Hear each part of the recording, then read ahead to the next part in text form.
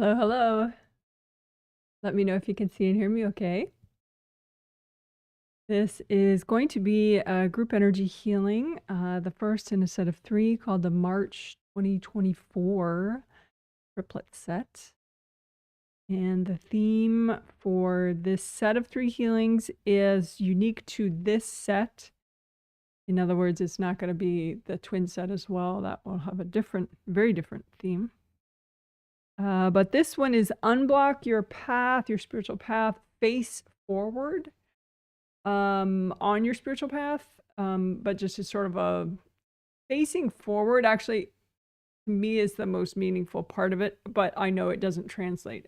It's the part that probably translates the least well to others, I would imagine. But facing forward, I'll explain more about that. But anyway, unblock your path, face forward, be bold is the theme.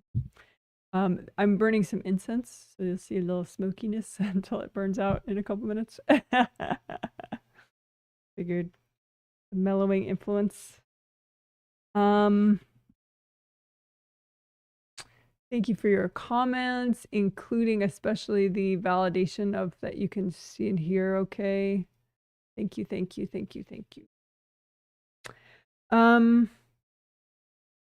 So a lot that is on my maybe list today. I'm not sure if we'll get to all of it today, but it is a set of 3 healings, so at some point I'll get to it. move the smoke effect over. So thank you for your surveys from last set. I was reading the final survey of the twin set in order to help me prepare and ruminate and think about this set. So they're always helpful. I appreciate you filling out surveys. Oh, you know what? Actually, oh, and if you could please give the live stream a thumbs up if you want. That helps. Let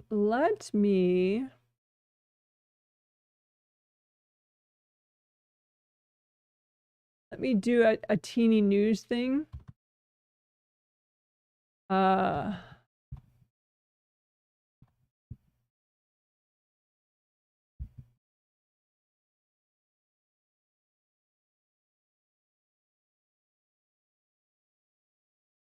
Okay, so oh, oops. I did it wrong.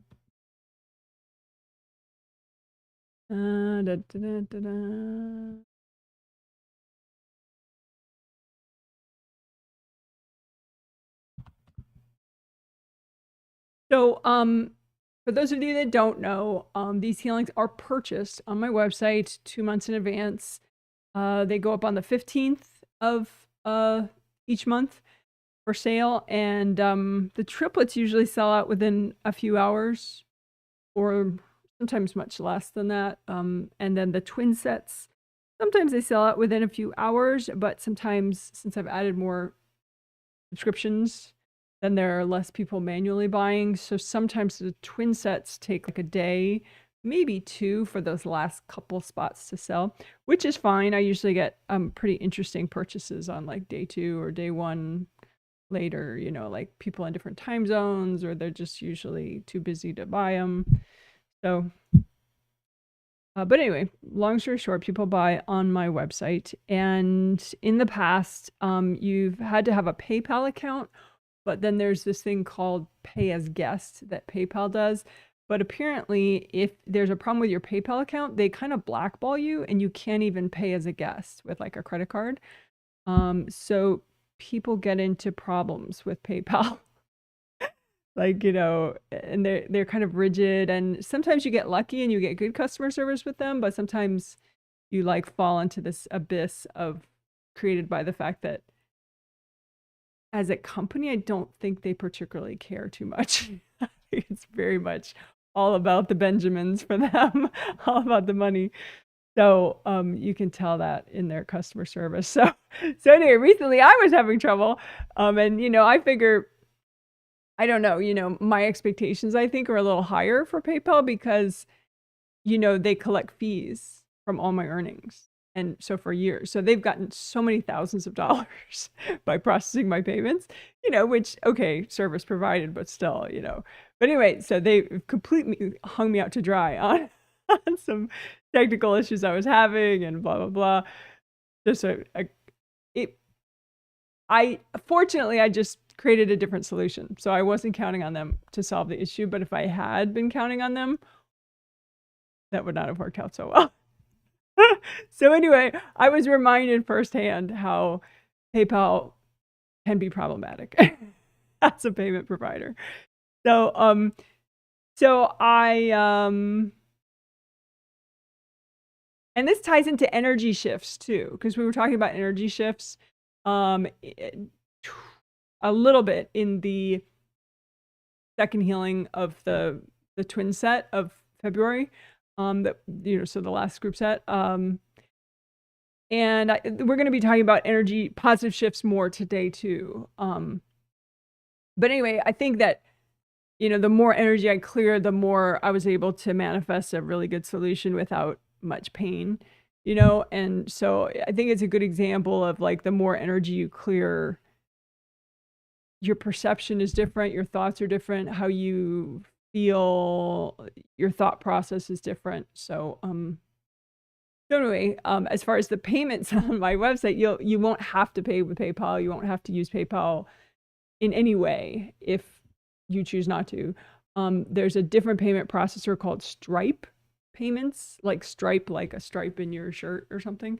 And they're apparently very global and, big like PayPal, but they seem to have a real different orientation. I'm not saying they're a flawless company. I'm sure they're not, but they're not trying to get everyone to have an account and get all your data. They just help you to pay, like a normal website where you're just buying something with a credit card. That's what they provide. So for people, for customers. So it's a simpler process if you did want to. So now on my website, I found this,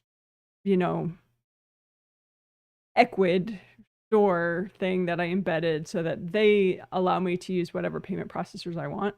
So when you get to the checkout, if you're buying, healing sets, say on the 15th or soon after that, or if you're just tipping me, like you could practice now if you wanted to see what it was like, and the tip feature, that's fine. I have 2 group healing sets that are just like, it says test only on them because I don't sell the sets until the 15th. But the tip, is a normal, it's not just for test, so if you did want to pay a tip, you could. And that way you'll be able to see the whole checkout process now before the 15th. But, obviously you don't have to. It'll be straightforward when you pay. But that's the idea, that it's actually straightforward now. You don't have to have a PayPal account. So the top choice will say, it'll show like all those little credit card logos. And then it'll say, I do put Stripe payments though, just so you know who you're using as the processor, just for your information.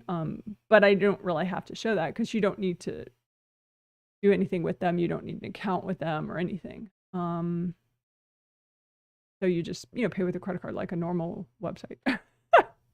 So, they want your email address, but that's it, because they'll, give you they'll email you a receipt. So that's that. So there will still be a PayPal option, but it's the second option. I roughly get the same amount of money either way. I mean, they both take their cut. So, do what you're comfortable with. My goal was to have the payment process be simple and easy for you guys, the customer, the client. It was more complicated on my end to configure it all, but I think it's worth it, not so that way nobody's really screwed over by PayPal. PayPal, like, just abysmal customer service. I have gotten lucky at times and had good customer service from them, but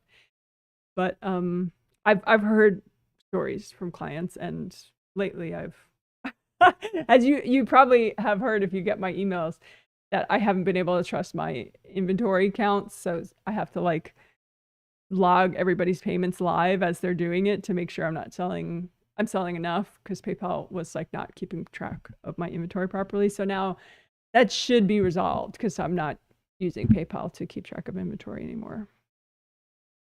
I'm using Equid and they seem to be pretty awesome. So anyway, so long story short, you will have another payment option when you check out, and it'll be clear so you know who you're choosing. But the first choice is the new one with no account needed. And I say Stripe payments, no account needed. So you'll know if you want, you could choose that, but you don't have to. You know, PayPal and I are not really friends anymore. But I will still get the money if you do pay with PayPal, so it's okay.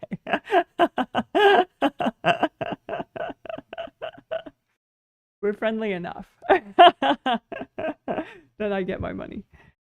So you just have more choices, which is nice. If you do need a different payment provider other than those two, you can let me know. It's possible that I can add more payment providers.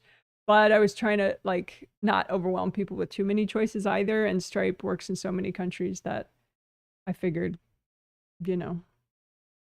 But if you need a third payment provider, it's possible that I could make that happen. But let me know in advance as soon as you realize that. If you're having an issue, let me know. How about that? But I don't think you should with Stripe, because most countries, I mean, you can't use Stripe in like Iran and North Korea and like the occupied regions of Ukraine. I think you can't use it, but you know, just contact me individually if you need a workaround. Okay. Okay, so now back to talking about the actual healing itself.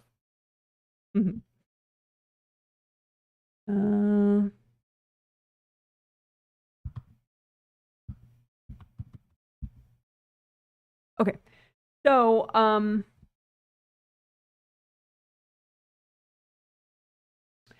I think, you know, we have had this recurring sub theme of figuring out backlash. Backlash is when you know, people throw energy at you, or they, you know, put restrictive devices in your space or whatever. Something that it's a setback, but it's not because you're avoiding something. It's because new stuff got thrown at you or put in your space to like shut down your energy. So other people were involved. And that's backlash. And so we've been, you know, getting more conscious about, okay, so you probably have backlash people, you know, it's probably generally the same subgroup of people each time, you know, this happens. And so melting cords to the backlash people has seemed to be the most effective thing. And that generally, from what I've been seeing, people don't realize the deeper cords that they do have to their backlash people. And so melting those and really digging deep and melting more cords to those backlash people and digging deeper and melting more cords to those backlash people and melting the baggage that they keep hooking into, you know, because if they're not attached to you, then they don't receive any sort of, you know, big waves of energy when you're changing and growing and getting more present. So then they are less likely to backlash to try to get you to stop, because either way they don't feel it. So it's like they're less, you know, invested in stopping you from growing. So that's that. We will keep doing that because it's simple. We do it. I think we will keep doing it right after grounding. Just, you know, ground first. When we start the healing, we'll ground first, and then we'll melt the cords to the backlash people, you know, again and again, and maybe one other time during the healing too. But I think to take it one step further than that, beyond just melting cords to backlash people, there's a thing I was noticing where Like say we did in the last set, we removed flow blocking devices, which I abbreviated as FBD, and then I promptly forgot what that was. When someone mentioned it in their survey, they're like, FBD. I'm like, what's FBD? I'm really good at making terms, not so good at remembering those terms. But anyway, so flow blocking devices. I need to abbreviate though, because these chapter titles need to be pretty short, especially if you're looking on a cell phone. You only get like this much space to write the whole freaking chapter title. But anyway, so we did remove flow blocking devices, and I think that's huge for people. It was definitely largely responsible for the progress that people had. Not the only factor. I mean, of course, I did multiple things, and multiple things could be helping, but that was one of the standouts of like that really helped, was removing flow blocking devices somewhere in the limbs or the shoulders or somewhere along the way, like along the spine somewhere. But the thing is, those it feels like they come back, but they don't actually come back. You just get new ones in the same place. So, but it'll feel like, oh, they're back, but they're not sentient beings or anything. It's just literally a chunk of hard energy that someone put there as a device, right? So what happens is that person just puts another one there. So how can they do that? And so that's the idea, is because some people had just these improvements that didn't go away, right? And so for those people, their flow blocking devices got removed by the healing, and then nobody put them back. So nobody put new ones in its place, right? So then they still had this really much greater flow in their limbs and everywhere. So they were like still more present, and still so they were able to, one person mentioned they were able to think out things better, and they were more open to learning new things and kind of having little realizations along the way of their day. And anyway, that's where nobody puts new ones again in its place, right? But other people felt an improvement, but then a kind of a relapse. And some people, their relapse is so fast, they're not even aware that they ever improved in the first place, because they did technically, but it was so brief that they didn't feel it. So that sucks, right? So the idea is, okay, well, how can people put back the flow blocking devices, especially after, they've had a good healing? So it's not like their space was like ripped open. If their auras are ripped open, it's pretty easy for somebody to do whatever, because you don't have great defenses at that point, because your auras is a big part of how you protect yourself. It's this big flowy force fields, and, so it's hard for someone to just reach in and do whatever they want in that case, right? Presumably. However, you can have agreements with people that you're not aware of. Just like you're not aware of the chords to some of the backlash people, you might not be aware of some agreements that you have that make it easy for people to put new flow blocking devices when you get rid of the original ones. And, I know that some people hearing that will be like so discouraged. Like, are you kidding? There's all this stuff I'm not even aware of. This sucks. There's no point to life, blah, blah, blah, blah, blah. So just take a deep breath, maybe put gold light, just put your hands here in front of your fourth chakra. Just like keep putting a lot of gold light into your heart chakra, just so it can stay flowing enough so that you can like process what I'm saying, and it doesn't just dive into this so everything sucks, there's no point kind of pothole. Like try to keep yourself out of the pothole just long enough so that, your mind gets to consider the ideas more fully.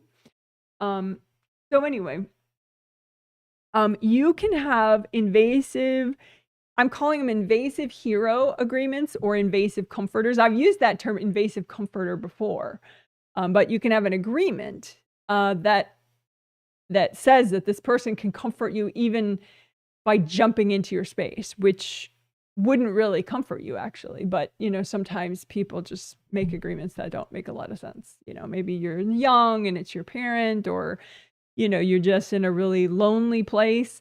And so, you make these agreements like, okay, yeah, you can just come in my space and do whatever to make me feel better or to save me, you know, invasive hero agreements.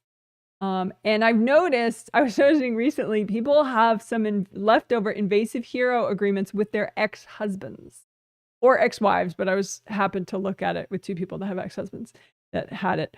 And these people weren't actually heroes in their lives. Like, they would probably laugh if I said to them, oh yeah, you have this invasive hero agreement with your ex-husband. They'd be like, ha ha ha, he was never a hero.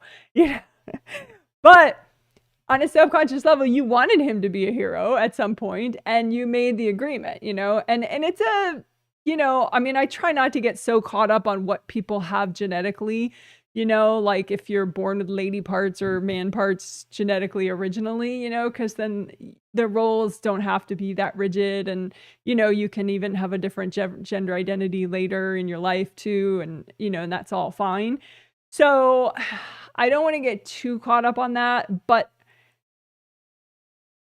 I think some people, for whatever reason, you know, they like being the hero, you know, for whatever reason. It could be some testosterone, or it could be, you know, like a sort of a hero mom kind of vibe you're working, or, you know, who knows, or just because of what you've been through, it's validating for you to be a hero, whatever. But you can have these, maybe you wanted a hero, right? And so you can have an invasive hero agreement. I had one with an ex-boyfriend of mine, which is a total joke. It's like, seriously? Really? Like, really? You know, but you make the agreement at some point where, at least subconsciously, it made sense. Even though now it's like, are you freaking kidding me? You know, so that's the idea. You don't have to know about the agreements consciously, but we're going to melt them away, clear them, so that, you know, these people don't have the ability to just clamp on more devices in your space, or, you know, relapse you somehow, dump in your space or whatever. Because say you have, you know, like that invasive hero agreement that I had with an ex-boyfriend who was never really a hero to begin with. Anyway, it would allow that person to come in and, you know, put some flow blocking devices back in my space, which makes no sense in a way, but it's just like giving someone a key to your house. You know, if you have an invasive agreement, you've agreed that this person can come in and do whatever, you know, and maybe the initial thought that you had was, oh, well, then I'll feel saved, or I won't feel lonely, or, you know, whatever, right? But, you know, in practice, it's invasive. It's not healthy for you. Right. So anyway, so we'll have the angels help to, so you can find ones that you didn't even know you had and clear them with gold light. Another flavor of that same idea is punishment agreements.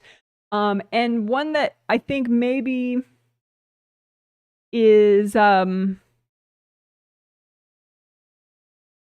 maybe makes more sense, that like, oh yeah, maybe I have some of those, is you can have punishment agreements with your parents. Like, you know, when a kid is young, a lot of times there's this agreement of like, well, if the kid misbehaves, the parent is allowed to punish, right? And discipline, and, you know, give the kid some sense of that there will be a negative consequence when you do XYZ, right? And, you know, hopefully it's more constructive and less sort of sadistic and damaging long-term to the child, of course. But, you know, typically there is an agreement that there's some sort of a negative consequence that the parent can create for the child based on, you know, if the child does something wrong or doesn't do something appropriate, whatever, you know. And so I'm just going to call that a punishment agreement, but, you know, you could call it a discipline agreement, whatever, right? But just like the invasive hero agreements, it's like giving someone a key to your house, you know, because you may, I mean, I think that even if you had, you know, more healthy, laid back parents, there's still most likely going to be an invasive punishment agreement that if they wanted to, they could just waltz into your space and do whatever. And so anyway, that's one of the agreements that obviously you might want to clear. So, but that could be a reason why, you know, your dad can just waltz into your space and kind of reset you, put a whole bunch of like, you know, flow blocking devices or hard, you know, your mom or your dad, doesn't have to be just your dad, of course, but or put a whole bunch of like hard blocked energy everywhere. So it feels like your work never has any results because your invasive punisher or your invasive hero or your invasive comforter, whoever it is, comes in and resets everything, you know, like gets you as blocked as you were before, or as, you know, flow blocked as you were before. So anyway, I hope that makes sense. So I just want to invite people to be aware of backlash, to be aware of flow blocking devices that are removed and then you get new ones right in that same place, you know, and try to, you know, again, if you have to, you know, just pump gold through your fourth chakra just to keep yourself not train wrecking into like a there's no point in my life, has no meaning, and I'm a total failure and life sucks forever, never, never, never. You know, try not to, you know, because we're talking about stuff that you could do that with. You could dive into the pit of despair and there's no point and, you know, my life is worthless and blah, blah, blah. You know, so if you keep pumping the gold light through your fourth chakra, hopefully that keeps you from going down there, and then you can just get to the end of the, you know, you can think about it as much as needed without train wrecking, you know, so you can just, because awareness, a lot of times, you know, as you're getting stronger, your awareness of an issue, you know, the solution to the issue lags your awareness. So there's this time where you're aware of the situation, but you haven't yet fixed it, you know? And so that's where you got to keep pumping your fourth with gold light, you know, and helping it to generate more optimism so that you can get to the point where you've actually solved the darn issue, you know, or you're much better with that issue, much stronger in that area. I hope that helps. So yeah, so we're going to clear agreements and just keep monitoring that of do your flow blocking devices reappear? Do the amount of leaks you have recur because, you know, someone keeps shoving more straw devices in your joints? You know, like, does, you know, like, because we want you to be able to get stronger and more present and just kind of keep going up. I mean, yeah, maybe little plateaus, but not like, whoa, back down again. You know, whoop, back down again. Yeah. So just that awareness of, you know, that maybe someone's waltzing in your space, even when the auras are fine and your chakras are fine. So it's not like easy, but there's an agreement that gives someone a spare key, you know. I'm going to get rid of the spare key agreements. Maybe that's what I'll call them. So invasive agreements are also spare key agreements. Same thing.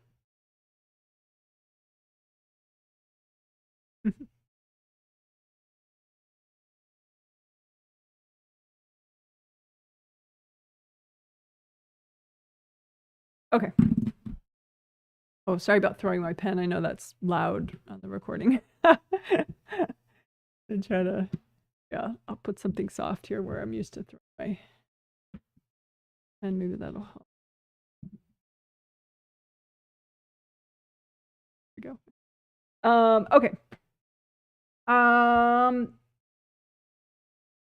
The other major thing that I would like to work on, I did mention it a little bit when I was talking in the chat, what will be the earlier chapter before this, where I was talking about a new payment option on my website.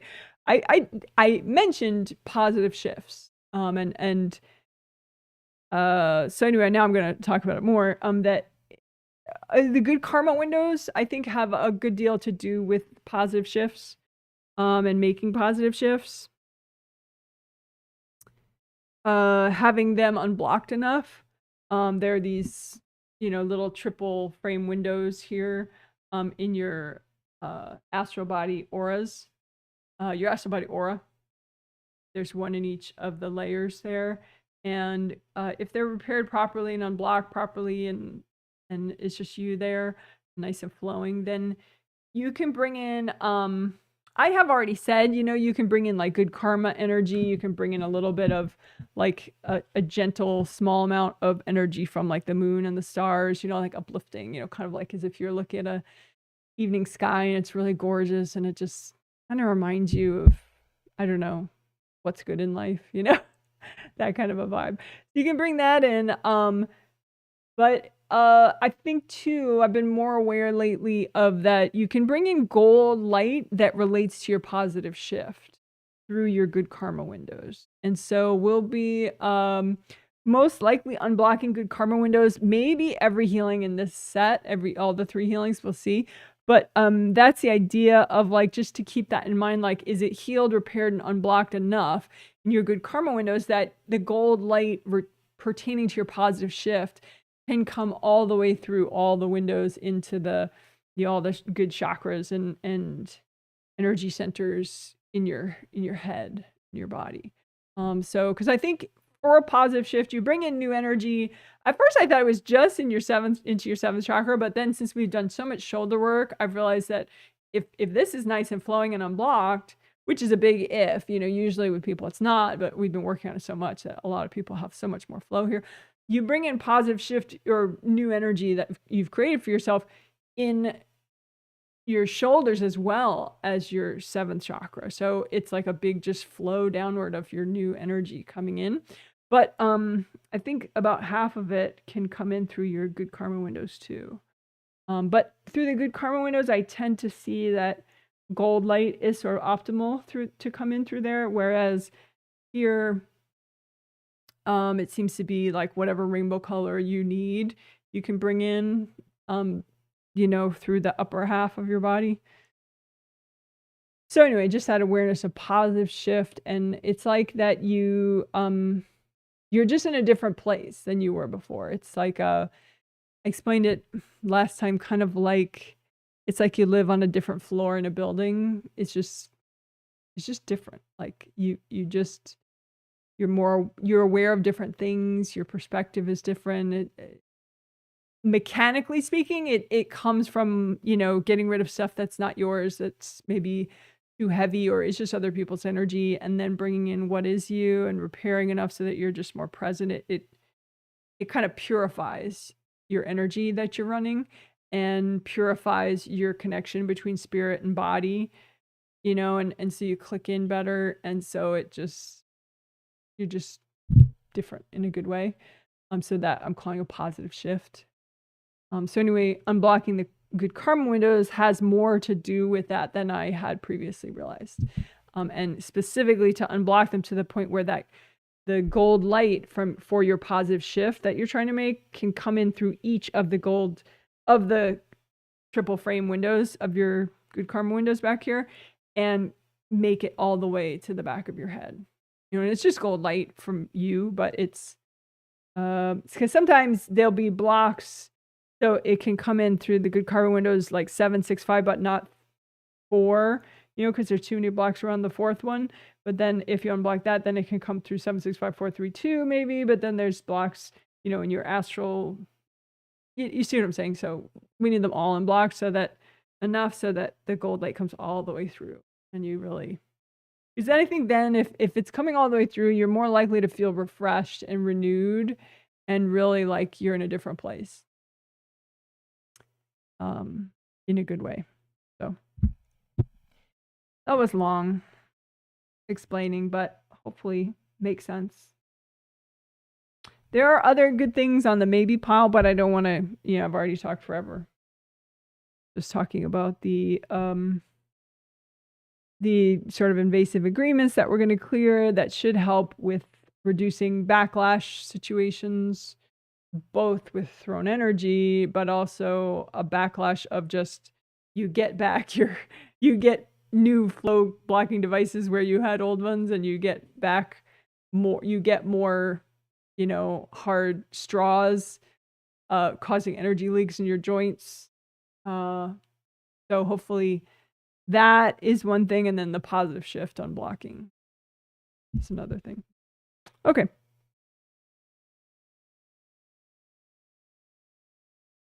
Facing forward, I mentioned in the first like minute or two of this live stream, I just briefly mentioned the theme of this set, which is unblock your path, face forward, be bold.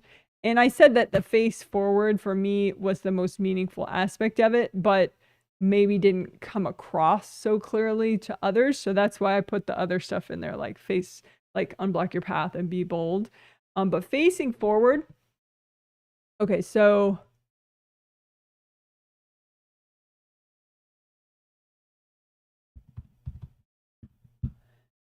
I'm just discussing the facing forward aspect of it. So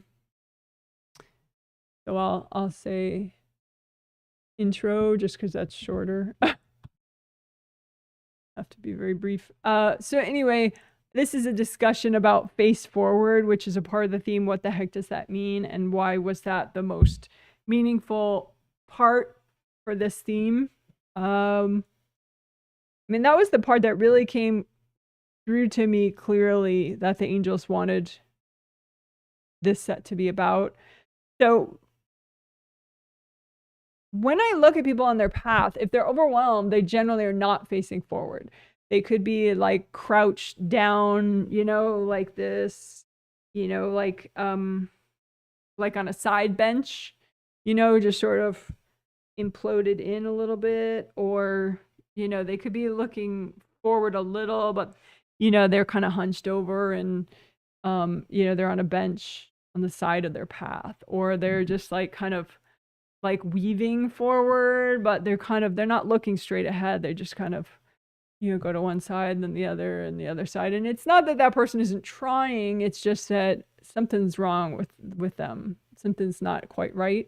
And so that's why they're not facing forward. And, you know, to be bold and really like make change on a bigger level, that's one aspect of it, is just can you face forward? Can you actually face forward on your path? Or are you on some level kind of crouching, or, you know, like kind of avoiding, and, or, you know, you're just kind of confused. And so that's the idea of like,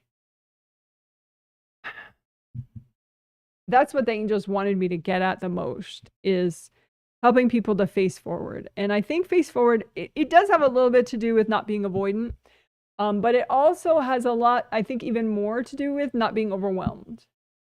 Because when you're overwhelmed, it's like things are just too much and you can't face forward. You're just like, oh, everything's too much. You know, forward is like where you're headed, you know, what your goals are.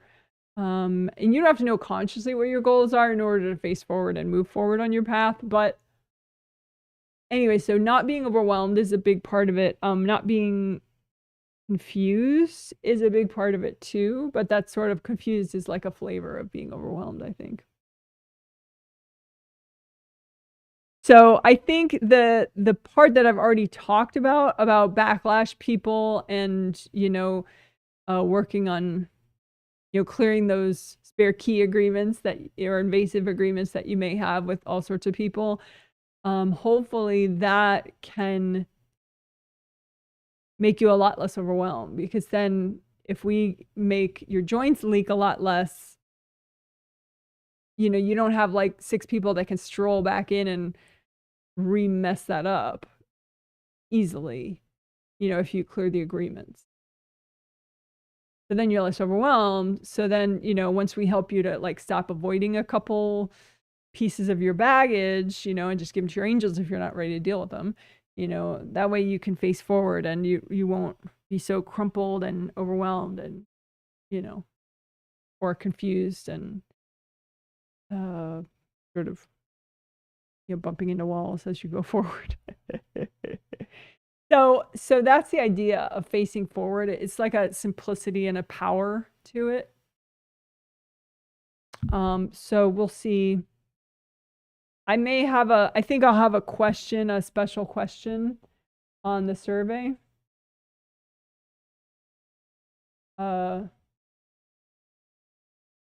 About facing forward, like just to ask people like if they have any sense of that. Because I'm not really, I mean, that's a very clear concept for me, but I'm not sure if that's clear to anybody else. Like what the hell that means. And do you feel like you're facing forward these days in your life? You know, do you feel like you can face forward and move forward? So I'm interested in inviting people to talk about that for a sentence or two on the survey, and then I'll read it as well. So you don't have to know if you're facing forward, but I want to hear like consciously what you think about it with reading that response, and then I'll look at what I see, you know, about that too, and that'll help me plan the next few healings in this set. So we'll put S in the post-healing survey. And I'll send the people that I'm healing today that paid for this set, I will, you know, of course, send the survey link, and then you can fill it out tomorrow, please, if you have a minute. You could make a minute. All right. So that's that. Hope that makes sense. So I'm going to glance at these comments a little bit. And then we'll do 3 minutes of quiet. And then towards the end of that, I'll start the healing. And then after the 3 minutes of quiet, I will be talking for the whole rest of the time. And I'll explain what I'm doing as I'm healing. So it's like an all levels walkthrough. If you wish, you can heal yourself as you listen and do what I'm doing on yourself. If I'm healing you, you could heal yourself at the same time. You don't have to. It's optional. All right. Looking forward to this theme. Yes, me too. I can see you and hear you. Hello from Lake Worth Beach, Florida. Sound and picture perfect. Oh, good. Hey, Janet, we can see and hear you from Chicago, 44 and cloudy.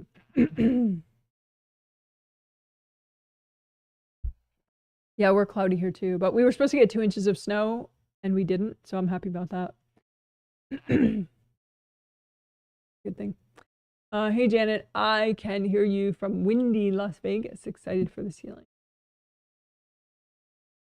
Good. Hope you're staying warm and safe from the wind. Like my double scarves. I don't like wind on my neck, so scarves are a big thing for me. Oh, and finally, the angels were like, "Why don't you wrap 2 of them together and get the color contrast?" I was like, "Oh, that's a great idea."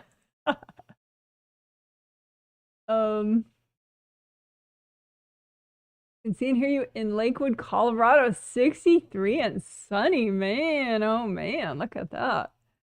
Hello from Paris. Well, hello to you. Thanks for the emoji. Very cute. Can see and hear you in Texas. Hello to you. On your payment site now, and it's really nice. Oh, good. Good, good, good. There was no pen noise. There was no pen noise when I said there was? That could be interesting. But yeah, I did put a bunch of soft things, so because it's I don't know, there's some satisfaction I get from throwing my pen down. So now it shouldn't make noise even if I throw it. Hi from Chicago and a little cloudy emoji. Audio quality is really good today. Yeah, I think I fixed it once and for all. Thanks for your patience with all the drama. Hello, Janet. No issues with video or sound. Love that beautiful turquoise color you're wearing today. Yeah, I wear the heck out of this t-shirt just because I love it so much. But I wear layers, you know. This is like way less layers than I wear normally. It's just because I get hot when I do healings. But like this is like 3 layers right now. So that means my t-shirt like hardly ever gets dirty. So it's like a really old shirt that I got from a thrift store, but I don't wash it very much because it doesn't get dirty. Because I don't tend to sweat. I mean, I know that's TMI, but anyway, yeah, I really love this shirt. I've had it forever, and it, like I said, I got it used. Chicago. We used to go to some really good thrift stores in Chicago.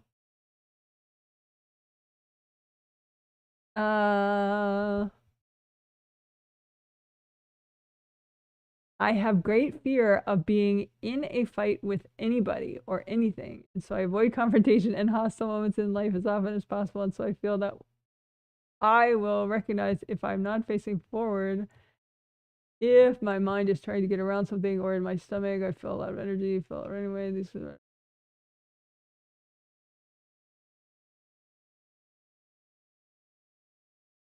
yeah.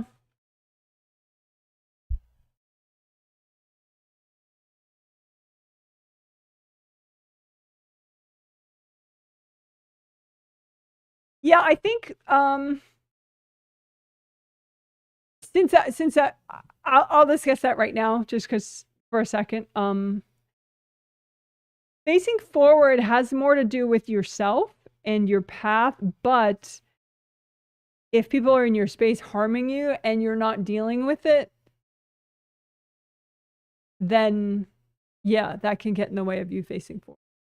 So, like, for example, if you have an invasive punishment agreement, say with an older sister or your mother subconsciously,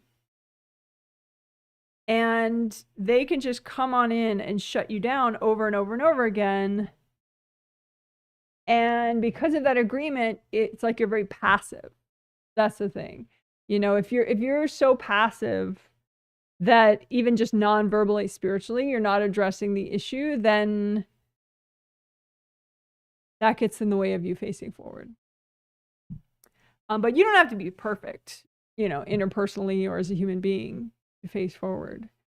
It's more of like you looking at where you're headed. It's like it's, you know, because we're talking about you on your spiritual path. So it's just you and your purpose, and are you aligned with your purpose, and are you moving forward on your path today? So it's like you with your purpose and your thing and your vibe and what you're here to do in this life and all that, you know? So are you looking at that? Are you looking forward? But yeah, so we will clear some of those agreements, so that may help with it. But yeah, there can be a point where you're avoiding conflict on a soul level can get in the way. So you might want to reconsider that. It doesn't mean you get into fights with people consciously, but there are battles on a spirit level that backing down from screws you big time. So it's like you don't fight a battle, you just get someone off your battlefield. Basically.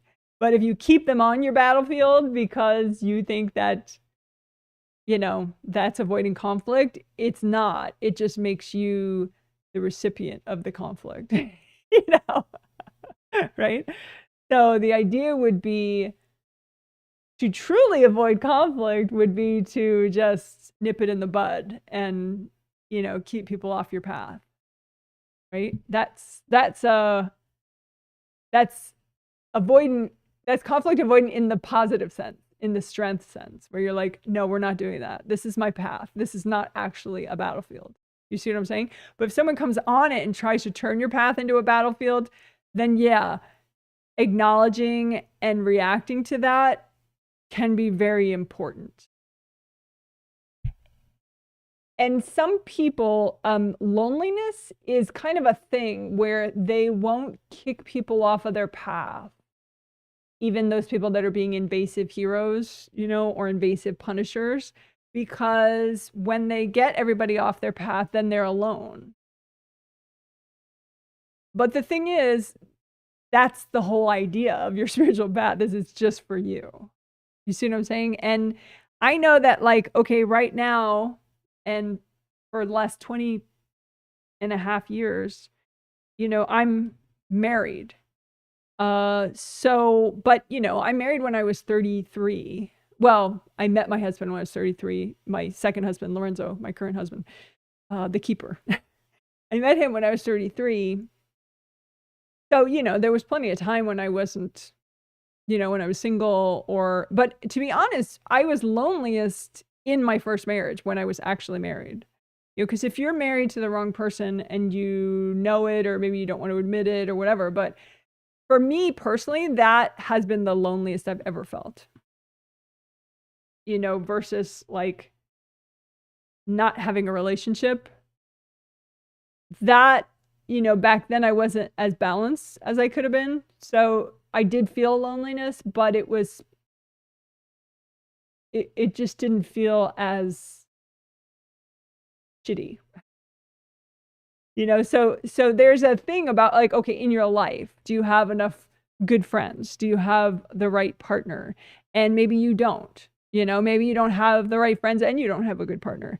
So then, you know, can you can you figure out how to find healthy substitutes? You know, how can you find a healthy level of communication somewhere? You know, and sometimes you might be looking for healthy communication and healthy support in places where it's impossible. You know, like say you have an invasive punishing agreement with family members, and you know, you're not kicking them off your path because you would feel lonely, you know? So I think that will probably come up. I don't think we're going to deal with it as much today, but I think that will come up about not letting that be sort of where you have like an Achilles heel. Is like, yeah, but if I get rid of these people that are punishing me, what do I have? I have nothing. I'm just me and I'm nothing, you know? And so at some point you have to be like, yeah, but then I'm just me, but that'll feel better than this, you know? And so to kind of, you know, because again, I think with me personally, and I think in general, it feels worst when your space isn't right. You know, if your space is right, but you don't have the right friends and you don't have the right partner, it just doesn't feel as bad. So hope that makes sense. Because I think you're more able to then, it's not like you just don't need support from others then, or you don't need communication with others, but you could look for something that's maybe a little more global, like, you know, kiva.org. If you give on kiva.org, you can see that other people that are also giving to the same person you're giving, you know, just like you see where they are and where their countries are. And it just gives you this sense of like, well, there are good people out there, you know, versus like if you don't have a sense of like that there are good people out there, that can be really discouraging. So, and you know, and you can find a volunteer position somewhere. You know, there are ways that you can find community, you know. But if you are trying to get community from the people that shut you down all the time, then you don't have the strength or the energy or the imagination to find healthy levels of community. So anyway, so the face forward has to do with you facing your own purpose, your own path, your own destiny, yourself, and you're moving forward with all that. And yes, being overly passive in the face of backlash situations with others gets in the way of that, you know. So that's why I'm trying to help people to be more and more aware of backlash, what it is, you know, and know that you're not going to fix it overnight maybe, but it is fixable. You know, you can finally get to the point where it's like not an issue much anymore. Okay, so let's move on.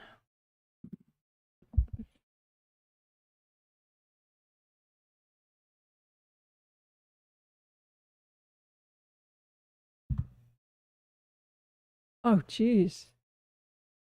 Funny. Okay. So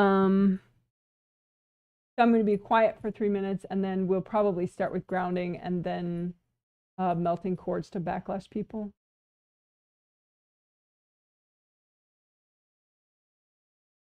Abel.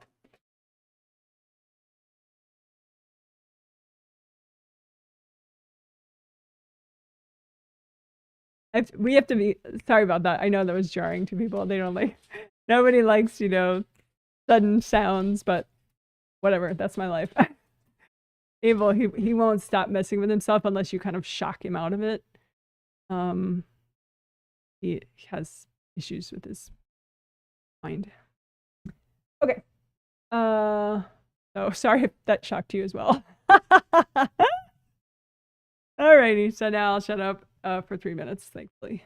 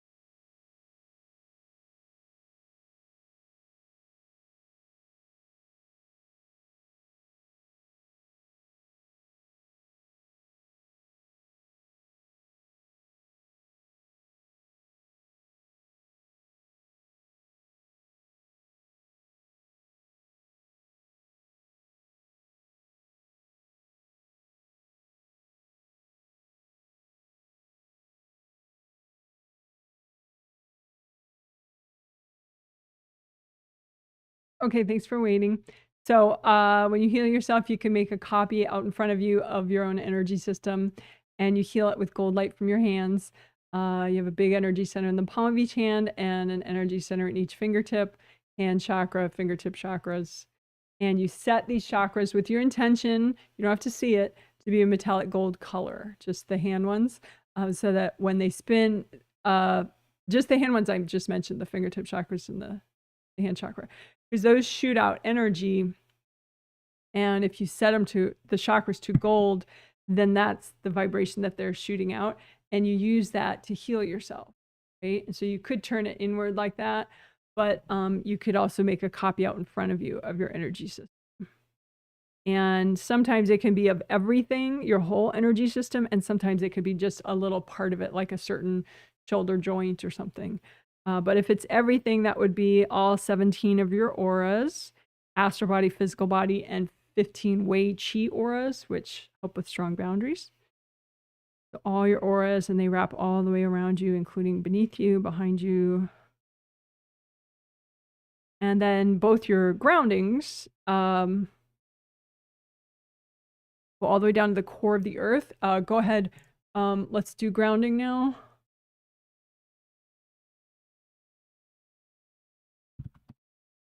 So grounding, just recreate both your groundings. It's technically 2 groundings, but I don't always say the S at the end.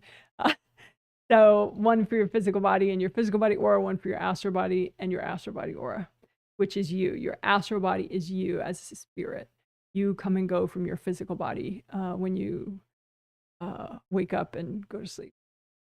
But anyway, so recreate your groundings, make them big and wide, bring them high up, as high as your where your sternum bone, where your sternum ends. Someone pointed out you don't have to say sternum bone, that's redundant, but okay, fine. Point taken. I'll probably still say it though. So here's your sternum, and where that ends, that is where your 3rd chakra is. So go ahead, bring your groundings up to your 3rd chakra and make them wide as all your auras, and keep them wide. Keep your groundings wide all the way down to the core of the earth. Okay, wide behind you, wide in front of you.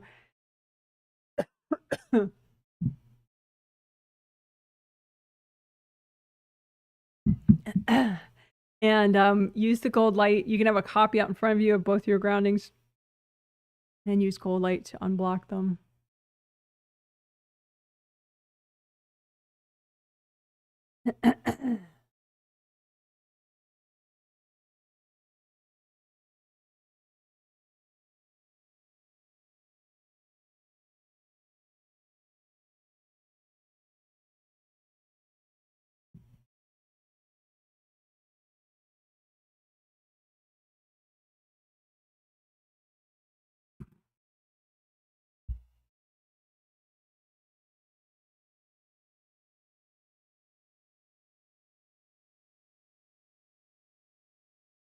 Again, we are if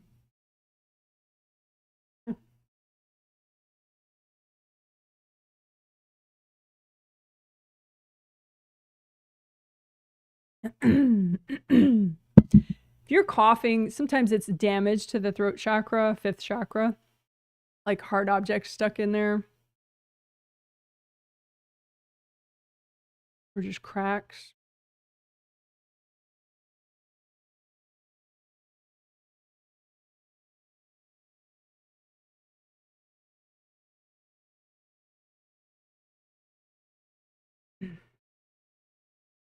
Okay, so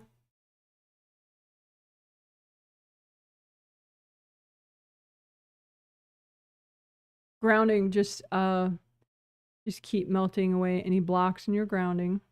And in degrounding, you check the outer surface of your grounding as it goes all the way down, and just melt away any connections that you have going into your grounding. They could be connections to other people. They could just be hard objects sticking out. So just burn all that up with gold light away.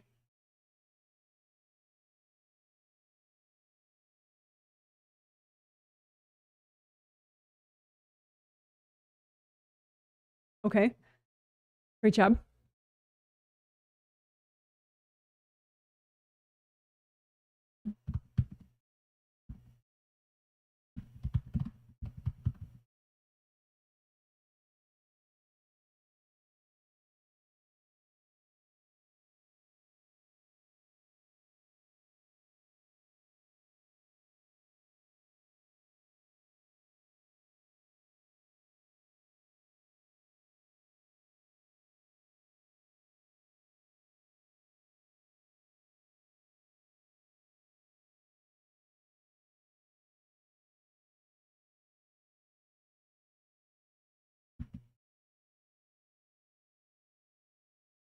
Okay.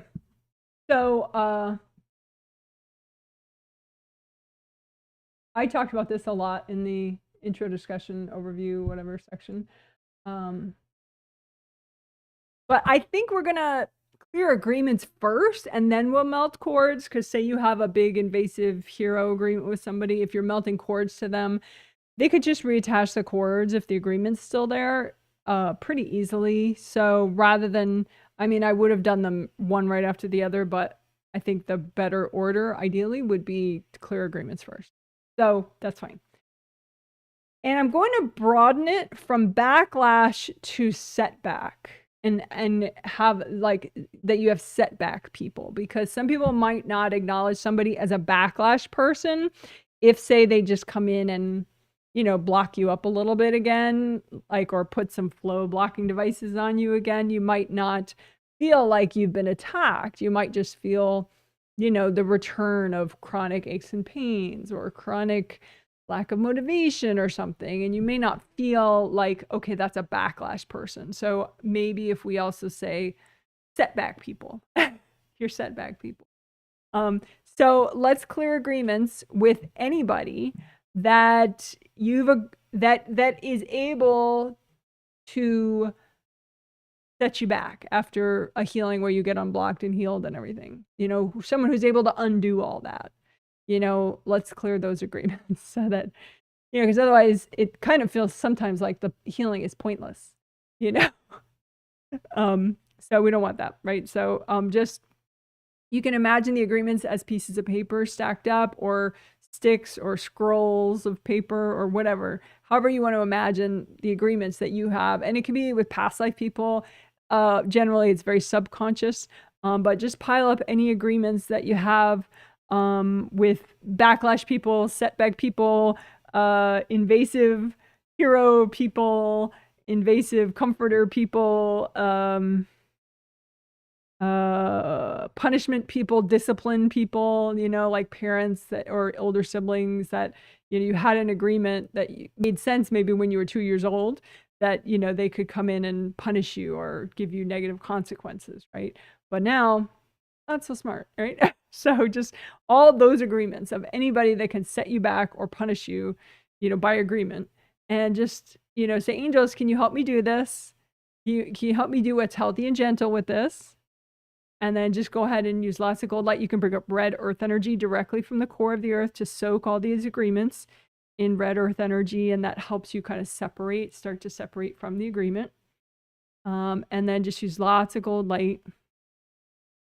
You can say, angels, help me do this. I want to be as healthy as possible. You know, and remind yourself why you're doing this. So it doesn't mean you have no agreement with one of these, like maybe one of these people is a good friend of yours, you know? And so it doesn't mean that you're getting rid of the friendship. It just means you're getting rid of the invasive agreement.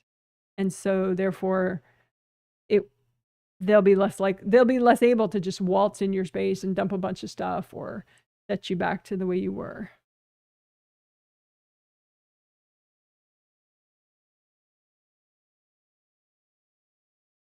So again, check your grounding, you know, make sure you still got good flow, especially in the back.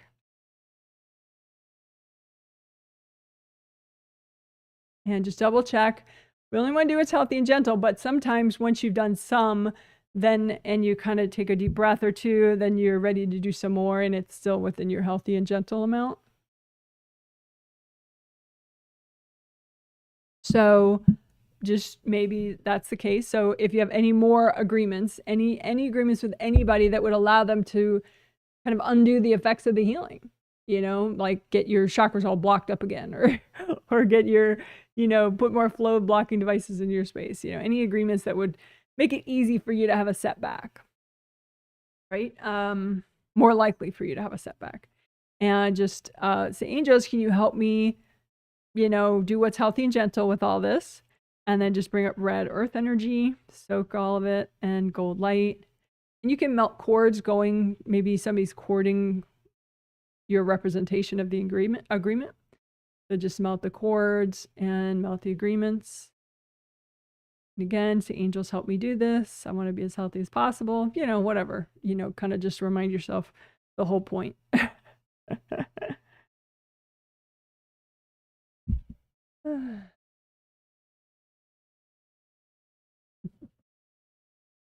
All right, and you can throw yourself some gold confetti or rainbow colored confetti, or give yourself healing energy flowers, you know, and have your angels check them, you know, make a whole bunch of congratulations energy healing flowers for yourself, and say, angels, can you check my flowers? And then just give them to yourself. And we'll do some confetti on the screen too. Yay, good job, good job, good job.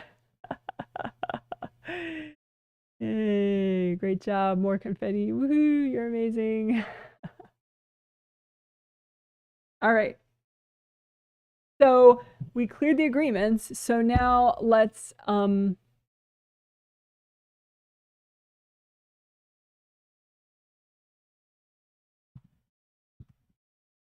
melt cords. We already cleared the agreements, as many as are healthy and gentle to clear right now. Any sort of invasive agreements. So now, meaning agreements where you've agreed it's okay for someone to be invasive in your space. All right, so now we will melt cords to your backlash people, your setback people, all of the above, so that they're not disturbed with you moving forward. They don't receive, you know, big influxes of energy through those cords, because the cords aren't there anymore. So that way, they're more likely to just leave you alone and let you grow as much as you want. So, so just imagine your backlash people and your setback people, and don't touch them. Don't do anything to them. Don't even give them flowers. Just let them be. And imagine yourself and any cords that you have to those groups of people. And just don't send them energy, just, you know, within your space and just outside of your space. Use gold light to melt away the cords between you and those people.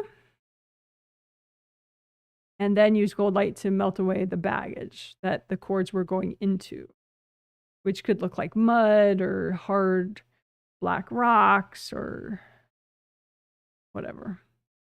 You're melting the cords to your backlash people, melting the cords to your setback people, and then melting the baggage, the energy clogs that those people cord into.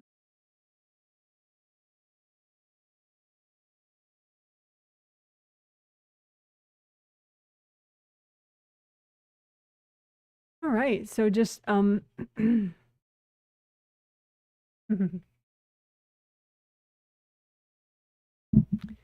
just redo your grounding.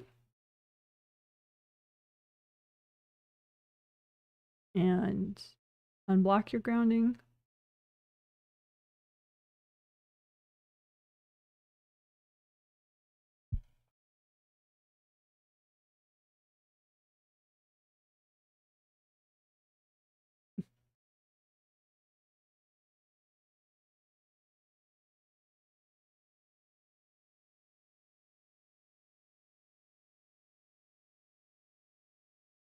And sometimes these backlash people, they are triggered even by your communication to them, even on a subconscious level. If you communicate to them about this type of thing, sometimes even just that can elicit backlash. They can get triggered. Maybe they really aren't ready to let go of some pain or some grief or some guilt or some resentments or whatever, right? And so you mentioning it is so triggering to them that they you know, throw energy at you, right? So I'm not suggesting that that would be a good idea to talk to them about this stuff, right? But what you could do is you could ask the angels, because angels can be very diplomatic. And if they see that that wouldn't work well, they just won't do it. You know, so that's kind of a nice, safer way to interact, you know, with this topic. So, for example, like I was noticing that some people that have invasive moms, those moms have a lot of invasive people in their life, you know, from past lives sometimes. If, you know, some of their invasive people are already in heaven, then that's not troubling them anymore, but they have agreements with past life people that are currently in lifetimes. And so it still kind of happens that they get barged in on themselves. And so then they just sort of pop out and fixate on everybody else. So sometimes invasive people have problems with other people being invasive with them, is what I'm trying to say. But communicating with them directly about this might freak them out too much. But you could say, angels, you know, if my backlash people need healings, can you please give my backlash people healings? Can you please, angels, can you please heal my setback people? So that way, you're not talking to the people directly, and the angels will do it if it's good to do, when it's good to do, whatever. And so it doesn't, like, you know, it won't come back at you. That won't be a bad thing.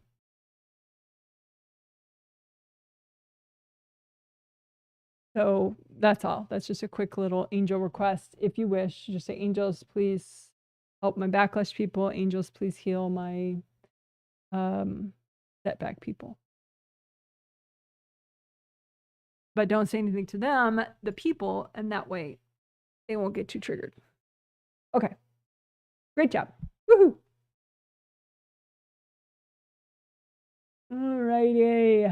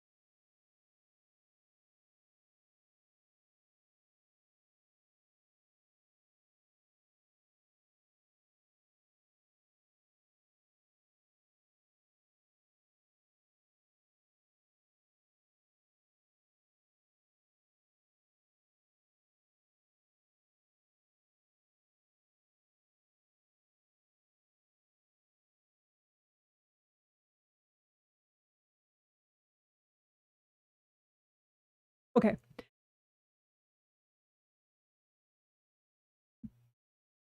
So hold on one second. I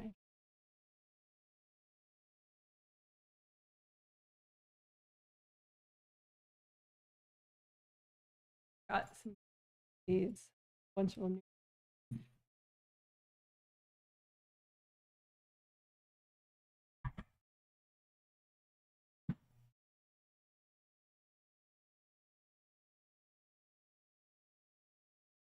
Bone models now to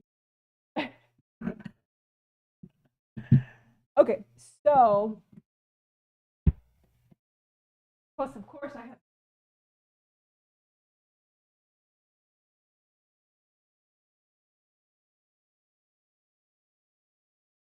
a demo. So anyway, now that, you know, in this healing today, we did grounding, but then we cleared a lot of agreements, invasive agreements related to, you know, the agreements might mean that you get, you know, it's easier for people to put you a setback, right, to backlash. So now that those agreements are gone, we'll see, you know, once we remove flow blocking devices and we remove, you know, straw devices that cause energy, throw a straw device at you like a straw. Oh, it's kind of gross, but true. So you don't want energy leak, right, in your joints. You don't want flow blocking devices. You want the flow in an unrestricted way without some hard energy device just locking you up, right? Because that can, rather than, so then all the energies that's supposed to flow down your arm can like bottle up, back up, get more neck from a flow blocking device that's down here, you know? So it's all very interrelated, you know? So that's why we want to kind of be more aware and thorough about these removing flow blocking devices, you know, hard.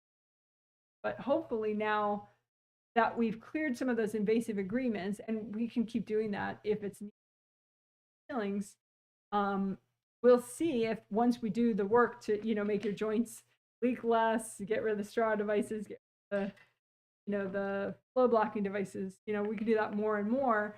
But the idea is we want to watch and see, did they get put back on? Do you get new straw devices, you know, and new flow blocking devices from the same people, you know, after we just remove them all? In which case, you know, maybe there's an agreement that you missed, that you didn't clear reason, or some other reason that it's so easy for that. So that's the idea. We already did clear the agreements just a couple minutes ago, so now we'll just quickly, hopefully quickly, just remove hard straw devices and just spear devices that aren't straw but are still hard, and the integrity of the joint not to be good, so that energy spouts out of it. It's supposed to, you know, the joint is supposed to just help the, I mean, obviously mechanically, but energy wise, you want the flow to just keep going. You don't want it to spout out in, but energy leaks in major joints is very, very common. But it doesn't have to be, you know, you just, or you heal and repair and unblock and get, you know, it, or you get rid of the flow blocking device you have here or anywhere really, then you just, natural flow can happen. You're less likely to have little traffic jams.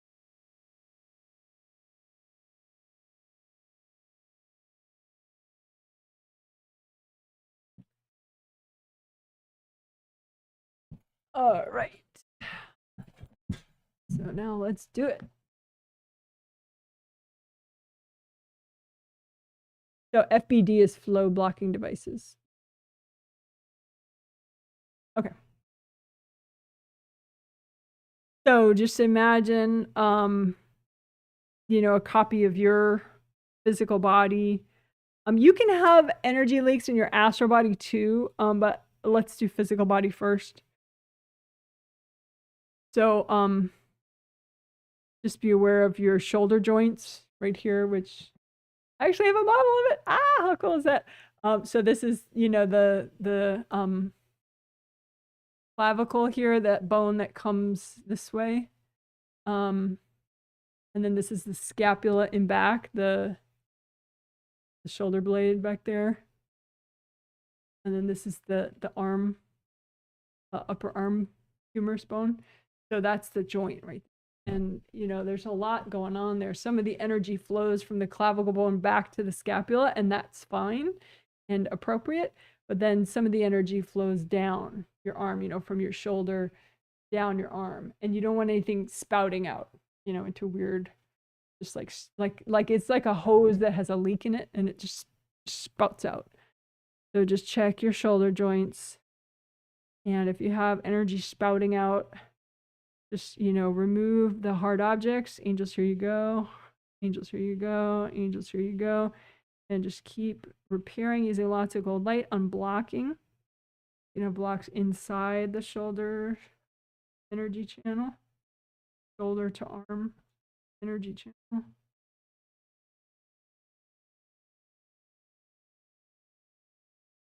Again, if you have hard objects in those shoulder joints, just lift them out. Angels, here you go. Lift them out. Angels, here you go. So that would include straw devices or heart spears, or, and you can have flow blocking devices there too. So they can just sort of look like clamps, maybe like a big hard clamp right there. So lift out any flow blocking, just loosen them up with gold light enough that it just kind of come right off. Angels, here you go. Loosen up any flow blocking devices around your shoulder joints. Loosen them up with gold light. Muff, angels, here you go.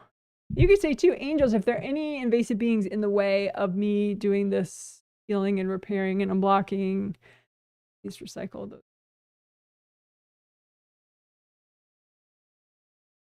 Yeah, just your arms, check your arms. If you have any flow blocking devices, check all the way down to your fingertips, your neck, shoulders, fingertips, arms, of course, the whole route.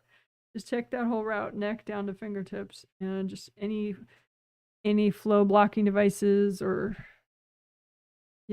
hard objects, just lift that stuff out, give it to your angels. Angels, here you go. Lift out that stuff, angels, here. And while we're on the neck, we could think of the whole spine as well. Any flow blocking devices along the spine, just loosen those up with gold light. Any hard spear-like devices or straw devices, just kind of stuck in there. Loosen them up with gold light and lift them out. Angels, here you go. Loosen up any flow blocking devices, which can look kind of like hard rings around the spine. Just loosen those up, lift them out. Angels, here you go. You want energy to be able to flow, your energy to be able to flow freely, and your body's energy to flow freely up and down the spine without any restriction. No traffic jam. And then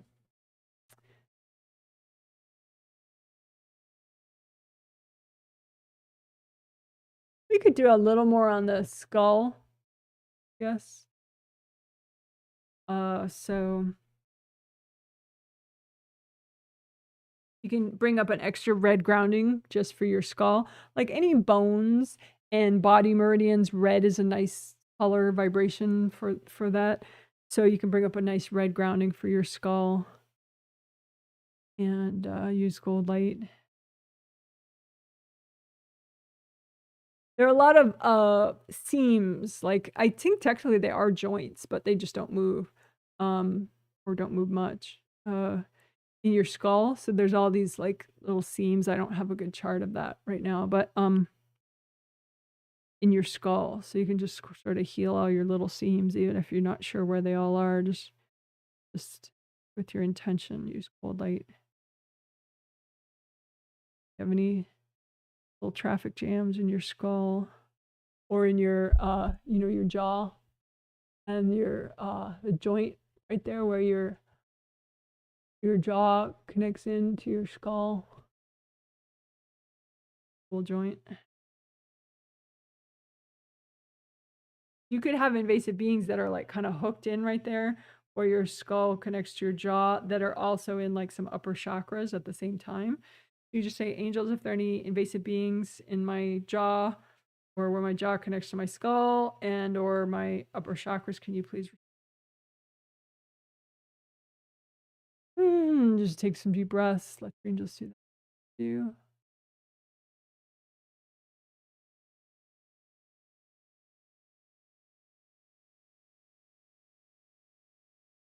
All right, so again, that joint right there where your jaw hooks into your, not hooks in, but where your jaw joins your skull.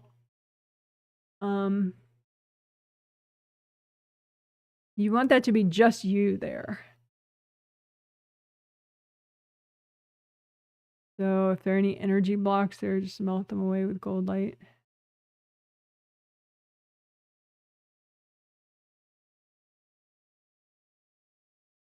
Again, you can use a red grounding to just drain off built up energy that you have in your skull. Drain it all the way down to the core of the earth.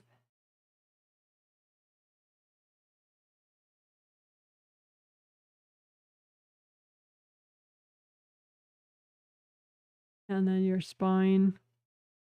And where your skull connects to your spine, you know, just at the top there, just melt away any blocked energy there.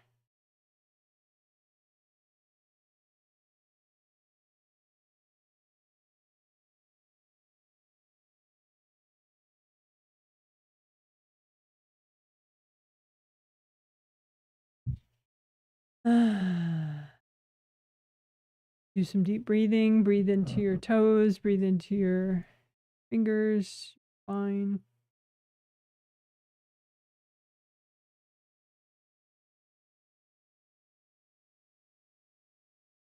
So again, the theme that we had is about oops. Well, whatever, you get it. Theme is about facing forward, right?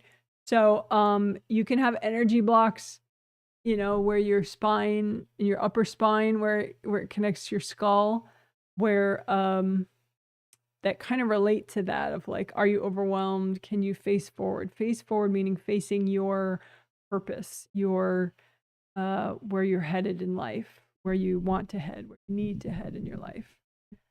So you're facing forward, and just be aware of your skull and your neck and just see if there are any blocks that kind of relate to that, and just melt those energies.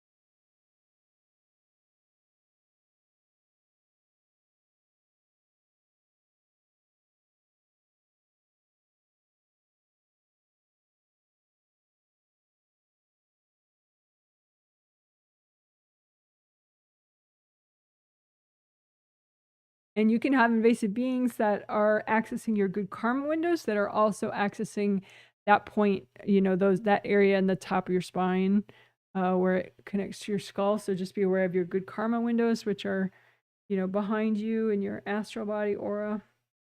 And so like back here in your astral body aura, 1, 2, 3, 4, 5, 6, 7. And then we're doing where your spine connects to your skull. Right, so do you have any invasive beings that are like in your good karma windows that are messing with your spine and your skull right there? And angels, can you recycle these?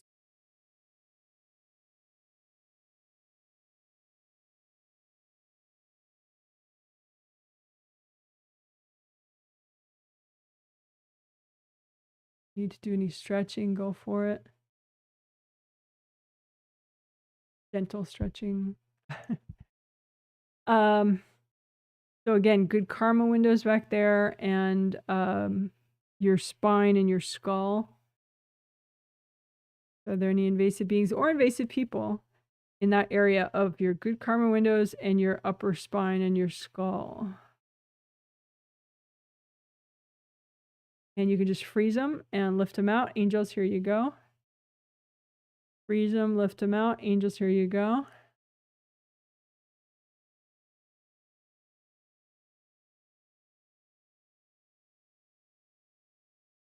Freeze them, lift them out. Angels, here you go.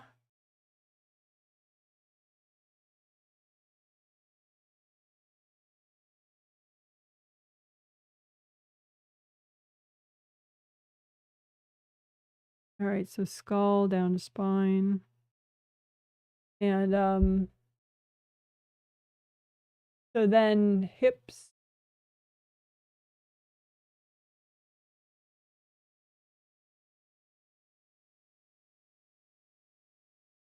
Okay, and I have awesome, I'm so in love with this. So, the same thing as the diagram you're looking at, pretty much. I mean, the leg joint is right here, so that big leg bone would be connecting right there and right there. 2 legs would be there. And then this is, you know, the bottom of your spine, where your sacrum. This is sacrum right here, and then your spine. Right? So these 2 awesome bones, these giant things, these are your ilium bones, right? Awesome, awesome. And the joints are where any bones connect to other bones, right? So the ilium bone and how it connects to the sacrum and how it connects to the ilium bones. That means these are your sacroiliac joints. And then this is your hip joint right here, your leg, the nice ball joint, right? So let's think about flow, think about leaks. You know, we don't want hard straw, you know, little spears or straw devices in any of these critical joint areas. We don't want any leaks. So just check out, got the flow there, leaks,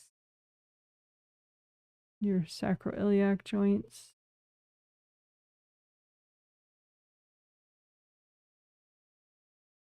You want the energy to flow from your up and back up and back down, your spine, through your sacrum, through your ilium bones, down your legs, right? And then back up as well. Just however it wants to go. You want it to be unrestricted. So, but yeah, remove any hard objects. Angels, here you go. Angels, here you go. Your intention is only remove what's healthy and gentle to clear right now. So then lift it out. Angels, here you go. Lift it out. Angels, here you go.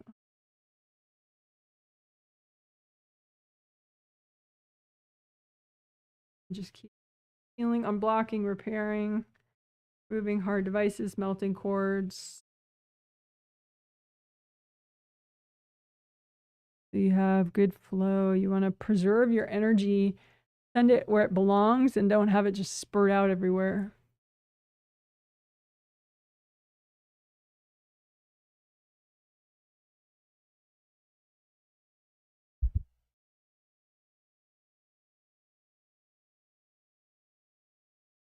If your energy spurts out everywhere, it can be pretty discouraging, you know, because then you don't have it where you need it and you can feel pretty weak.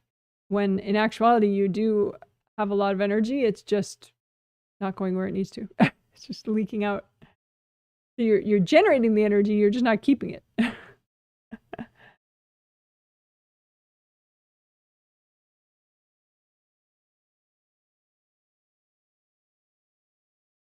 I'm just using extra repair for your sacroiliac joints to make sure you don't have any leaks spurting out there. And then your hip joints.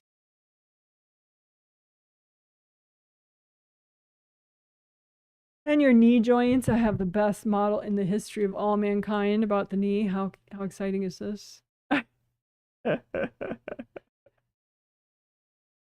Oh, so in love with this. So that's your knee cap right there, your patella, the kneecap bone, right? And then this is the upper, this is the thigh, and then this is the two bones of your lower leg. This is the outer one, thinner one. Anyway, so check out your legs, especially your knees. Make sure no energy leaks. Remove hard objects. Angels, here you go. Angels, here you go. So like I said, you can have spear objects. You can have straw devices that suck energy out. You can have, you know, the just basic flow blocking devices that just kind of clamp and shut down the proper flow. So just lift out what doesn't belong there. Give it to your angels. Angels, here you go. Lift out what's healthy and gentle to clear. Angels, here you go.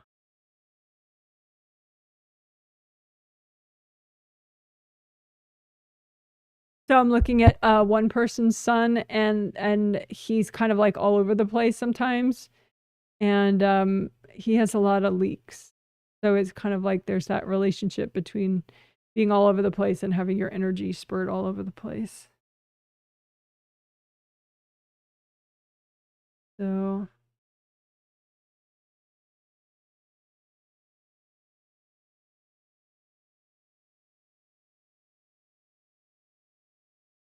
go all the way down to the toes. All sorts of cool joints in the ankles and the foot and the toes because there's so many bones in the foot. Extra healing for the foot and the ankles, and the toes. Lift out any hard devices that are in the ankles and the feet and the toes. Lift those out. Angels, here you go. Lift those out. Angels, here you go.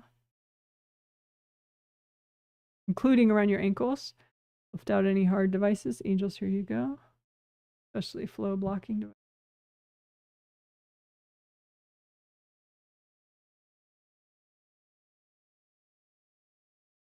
And I'm just checking upward, you know, legs, hips, spine, shoulders, elbows, wrists,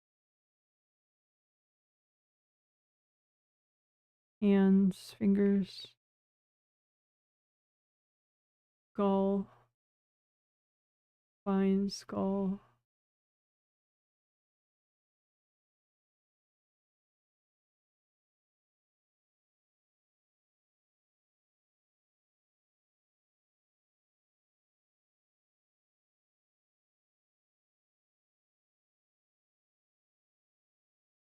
All right, cool beans. So, there's some celebratory butterflies.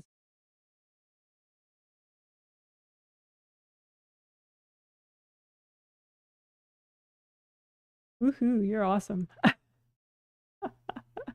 Great job. So that was, we did the whole body. I mean, you know, yeah, we did a lot of bone and joint unblocking and removing hard devices and, you know, repairing leaks all around.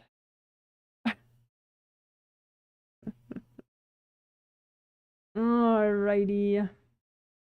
And if you skip to that part and you miss the clear agreements part before that, go back and do this like later.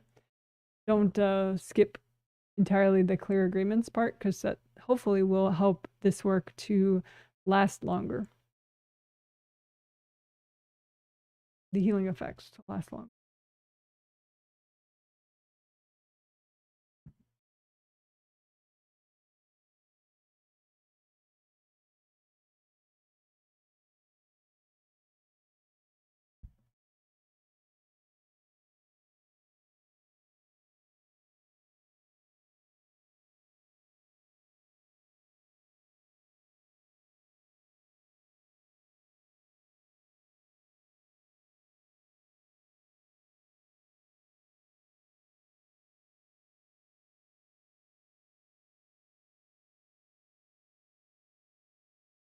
Okay, so let's do aura repair. I'm going to do the 3 essentials. 3 of the essentials. We already did grounding several times, so that's the other essential. But we're going to do aura repair, then chakra repair, then creative ring repair. And so have a copy of all your auras out in front of you. 17 auras, as I said, physical, astral, and 15 Wei Chi auras, which is spelled W-E-I-C-H-I, Wei Chi. Which is like your strong boundaries energy. Helps with strong boundaries, I guess. Anyway, just scan, you know, assess the damage. Especially like physical body aura. I think that one can get the most ragged of all of them, probably.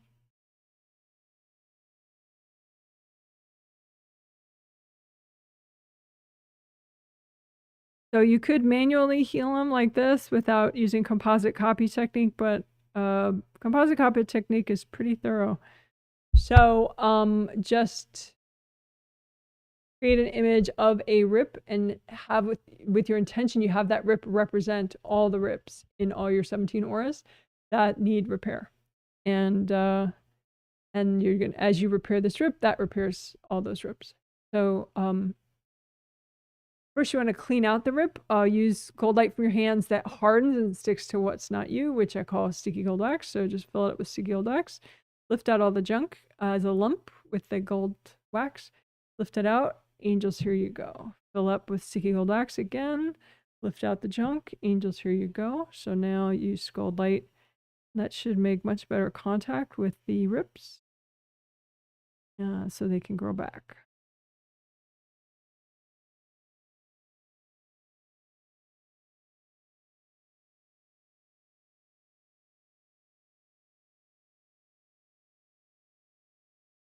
And you may have just other hard objects in the way or whatever, so do more sticky gold wax. Lift out all the junk. Angels, here you go. Sticky gold wax. Lift out the junk. Angels, here you go. Yeah, just finish up the repair.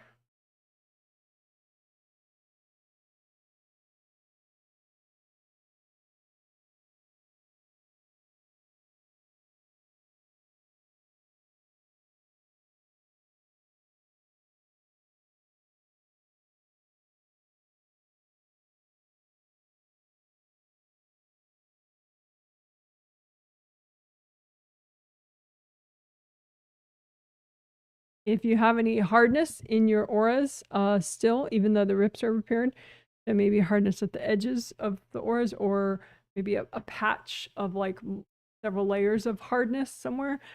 Just make a copy of all that, all your aura hardness out in front of you, and just melt it all away with gold light.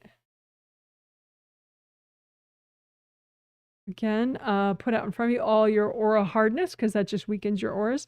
So put all that hardness out in front of you and melt it away with gold light. And if you have any trouble with that, just say, angels, help me do this.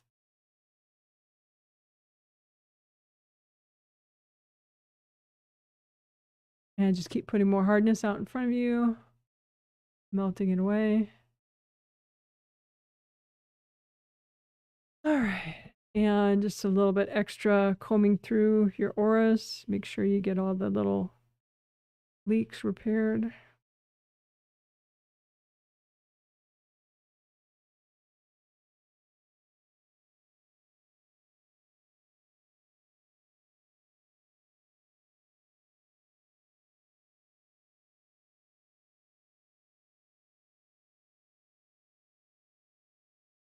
And then just redo your gold buffer zones. I have a video typically down below, if I remember to link videos.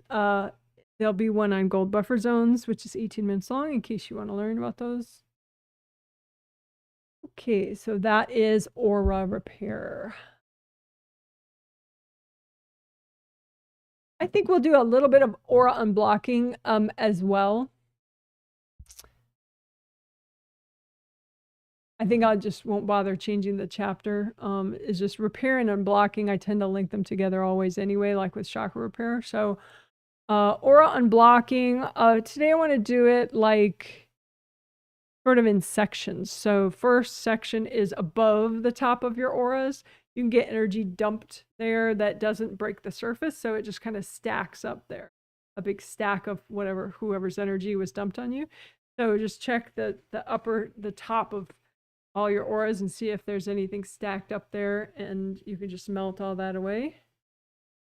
Light. Be stacked up above.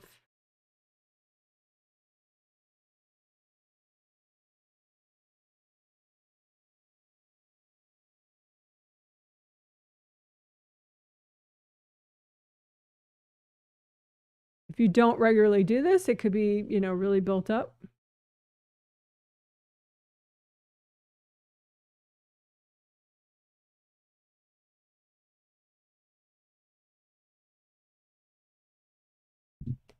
All right, and then I'm going to unblock the auras in halves. So like your upper half and your lower half, and then your front half and your back half, and then your left half and your right half.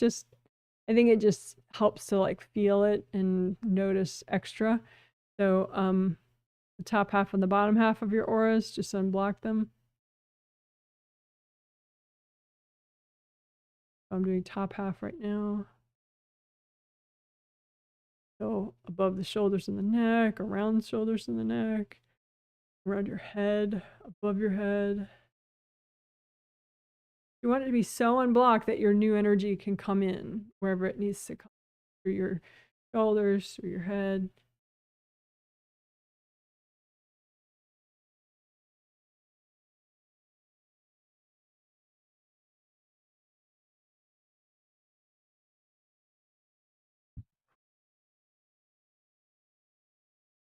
So the bottom half of your auras, especially beneath your feet, unblock all that.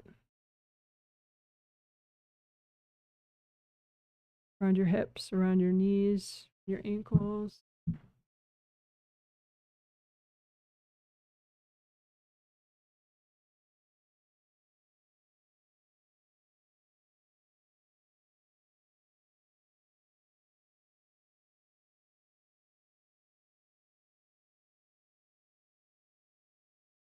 You could have some hard objects that we missed, maybe in the lower half of your aura, maybe around your spine, like hard objects here or here.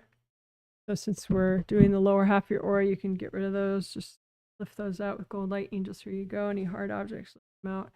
Angels, here you go. Lift them out. Angels, here you go. Lower spine, legs, and your auras around all that.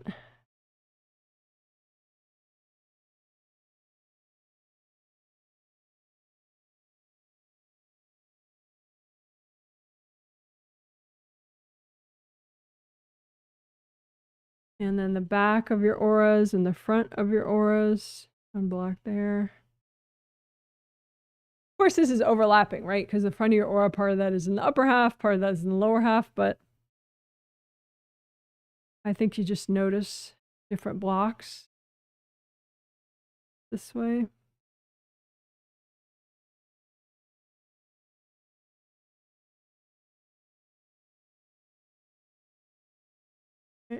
And then left half of your auras and the right half of your auras.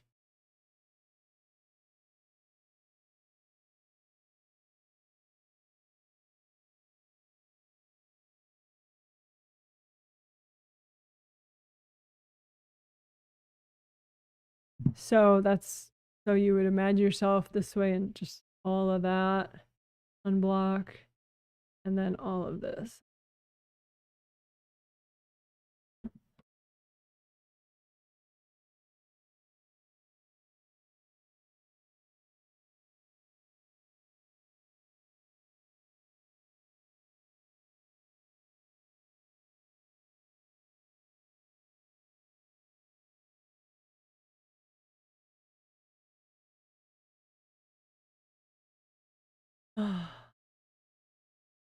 You could say too, you know, angels, can you heal my aura, please? Can you heal my auras? Plural.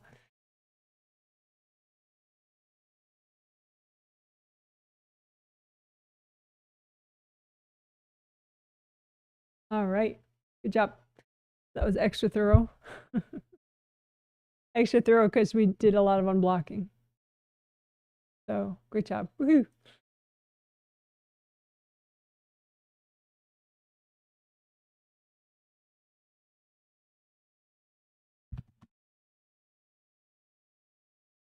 Okay, so chakra repair. I think we will do that extra thorough too, but I will try to do it a little faster. So first, we'll repair all chakras, major and minor, at the same time using composite copy technique. So this is the basic chakra shape, which is an open cylinder, right? So make an energy image for yourself to represent all your major and minor chakras that looks like an open cylinder, and use cold light, melt away cords going into the chakra and repair. And as you repair your composite copy of all your chakras, you're repairing all your major and minor chakras. So that includes acupuncture points.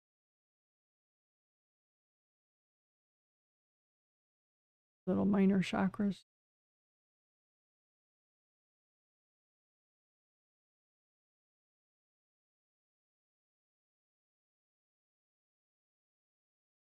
And you could bring up a red grounding if you want, and drain off any excess energy down to the center of the earth from this composite copy representing all your major and minor chakras.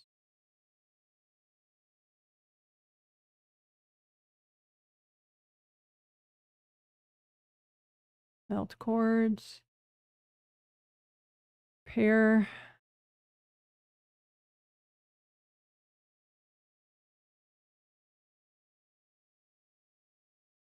And the theme, you know, you can lift out any blocks that are just in your way in general from your chakras, but also any blocks in the way of the theme, which is unblock your path, face forward, and be bold.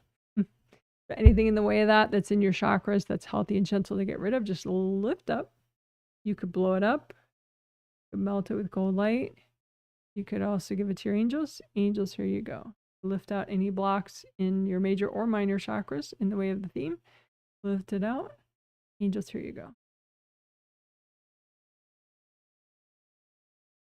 And, you know, productivity healings were last month, but, you know, it's always good to be productive. So if you have any energy blocks in the way of key projects, any project that is especially meaningful to you, any blocks in the way of that, and it could be work related, but it could be socially, it could be all sorts of different things. So just lift out the blocks in the way of your projects, and just melt the blocks away with gold light. Lift out the blocks. You could also give them to your angels. Angels, here you go.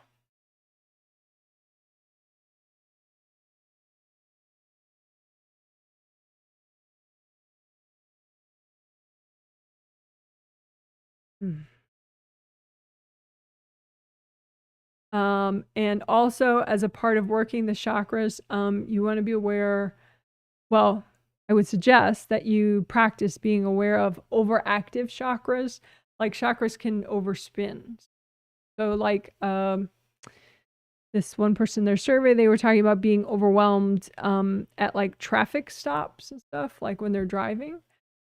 And part of that is their mom jumps into their space when they're driving.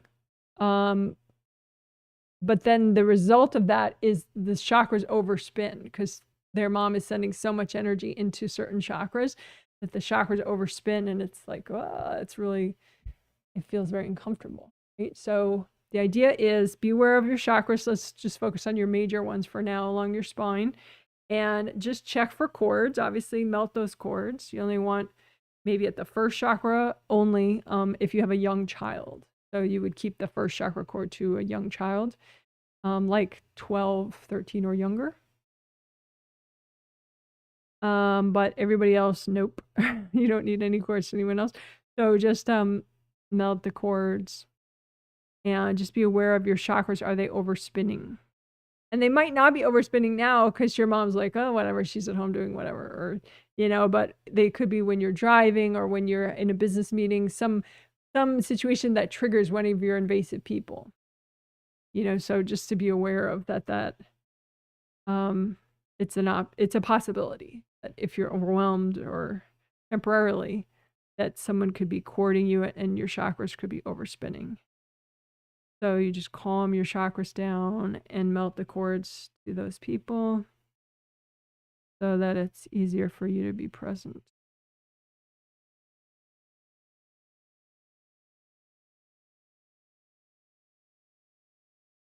And if you need to do any extra repair, you can double check astral and physical. So astral and physical 7th, astral and physical 6th. You can do them separately. First do one, then do the other. Astral and physical 5th chakra in the throat.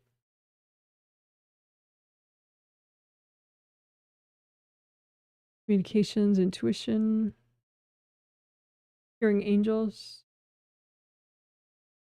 peace of mind. Astral and physical 4th chakra in the center of the chest.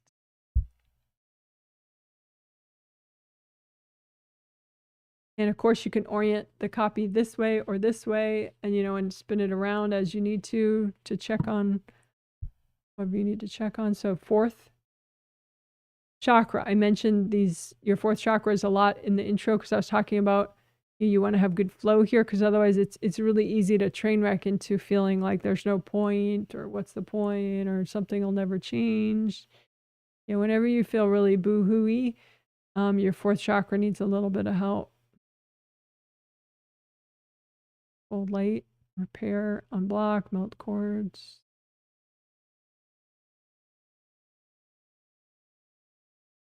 Fourth chakra helps with motivation, self-love, gratitude, positive thinking, optimism.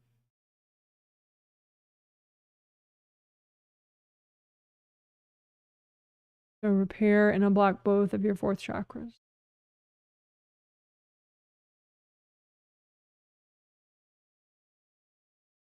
Okay, 3rd chakras at your solar plexus right there where your sternum ends, which is a bone. So just repair both of your third chakras and check them out individually. So imagine one, like say the physical third, see how that is, repair, unblock, melt cords. And then imagine the other one, your astral body third chakra, check that one out, unblock it, melt cords, repair damage.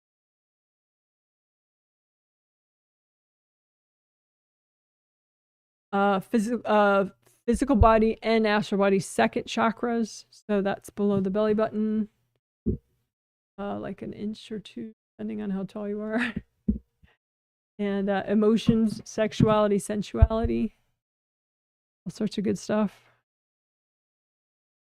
So check out the physical second, and then check out the astral body second. Is one more clogged up than the other, more ragged looking than the other? Do what you got to do. Lots of gold light, repair, unblock, melt cords.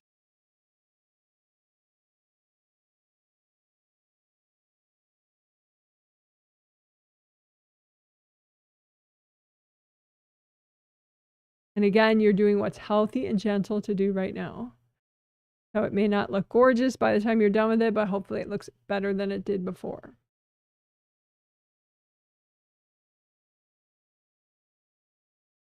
Okay, first chakra at the base of your spine, courage, safety, and abundance. You have a physical body first chakra and an astral body first chakra. So melt the cords, unblock both of them. Check out the physical body one, first chakra, then check out the astral body first chakra. Which one is more blocked? Which one is more ragged? Melt cords, repair, and unblock.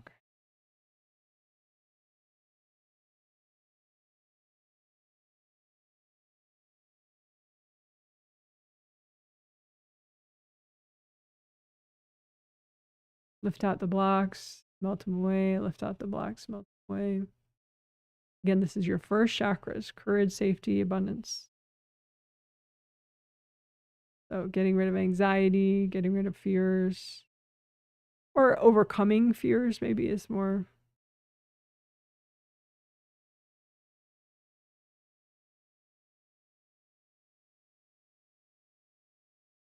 All right, and then we'll do your Kundalini chakra, which is right below your physical body first chakra. You only have one, and it's in your physical body, your Kundalini chakra. Clear that and unblock it and melt cords.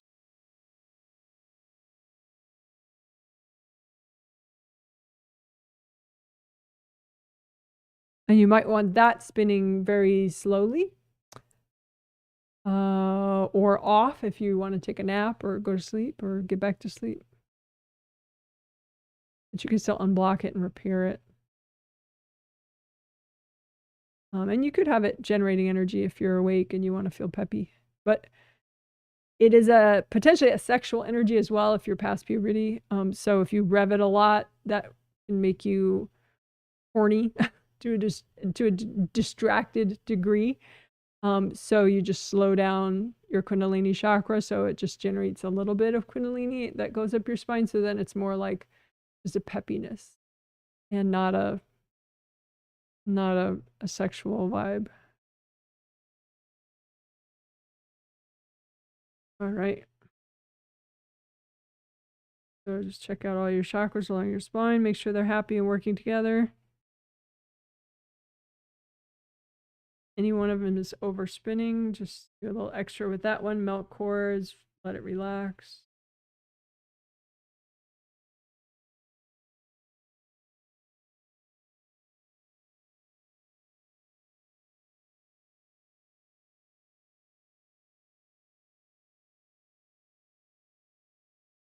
All right.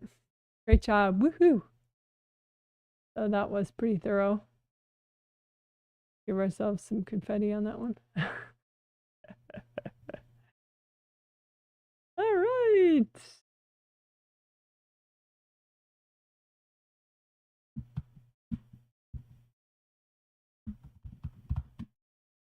So creative rings, you have 3 of them up above your astral body, 1, 2, 3. They come and go with you as a spirit.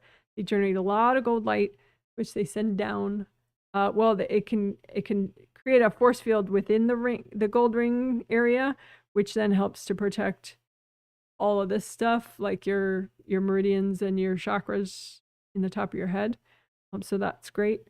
But then it sends energy downward and which helps all your major chakras along your spine.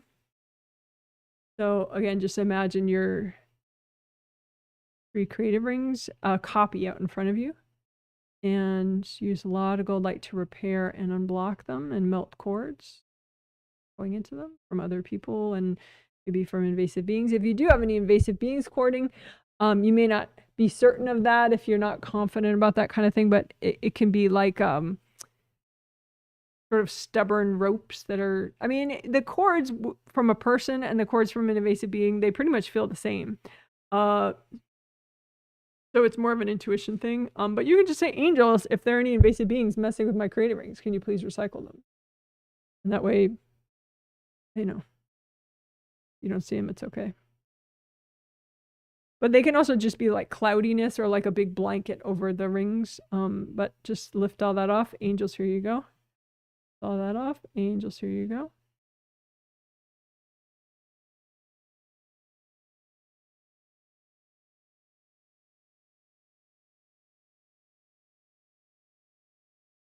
So again, repair is like washing out until they grow back with gold light.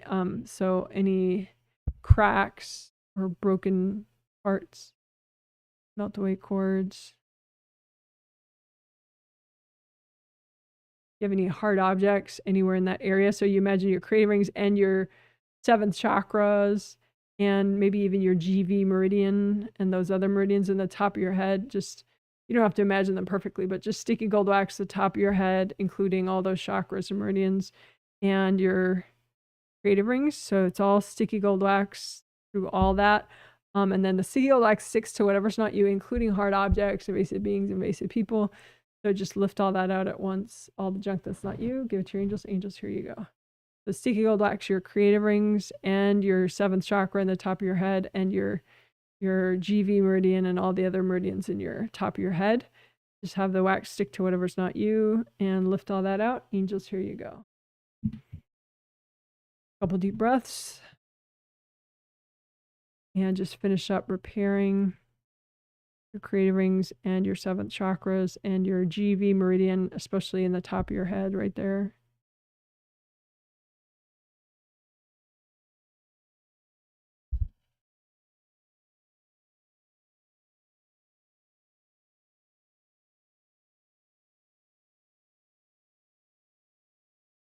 GV meridian stands for governing vessel meridian. It goes up the midline of the back and up and down and in the roof of the mouth, ends in the roof of the mouth.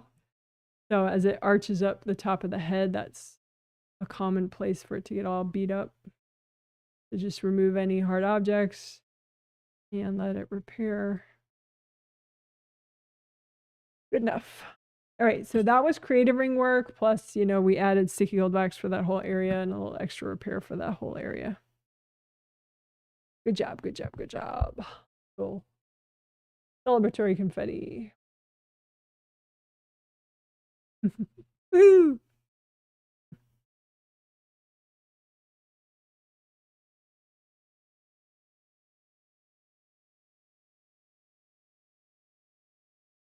Mm.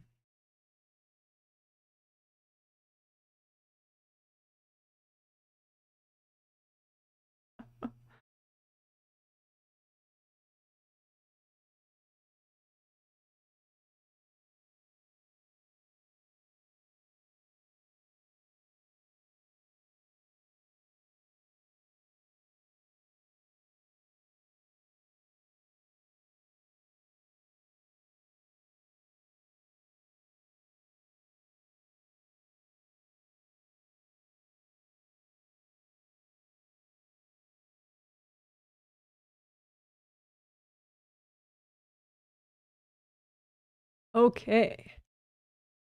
So we're gonna end soon, but I want to do 2 very important things still, of course.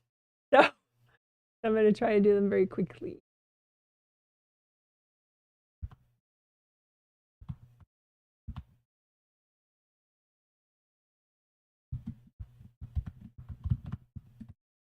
Okay, so good karma windows GKW stands for good karma windows. They're in the back here.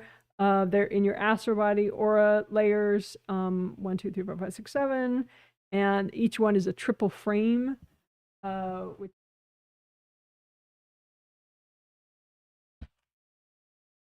this is a drawing of what I mean by a triple frame. I guess they're called concentric squares. So that's what I mean. So each one of them looks like that, except it's the color of that aura layer.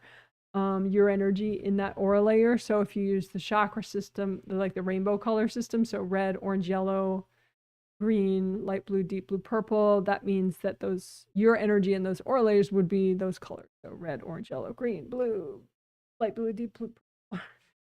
So anyway, just repair and unblock your good karma windows, and how it relates to positive shift I did talk about in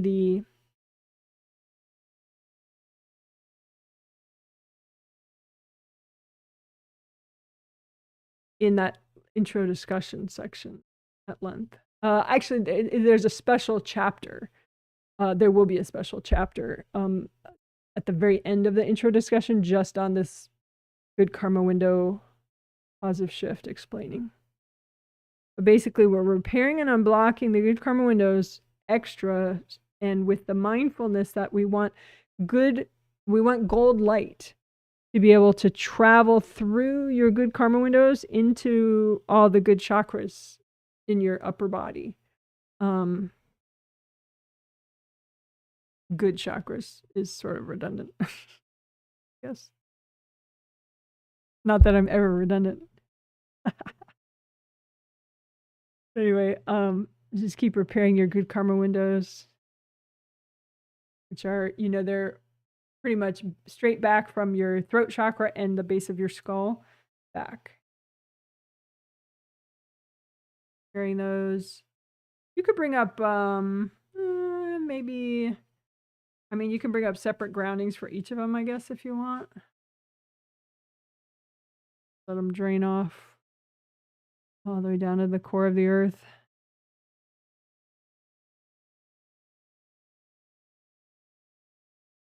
If there's any hard objects stuck in there, just give them to your angels. Angels, here you go. Angels, here you go.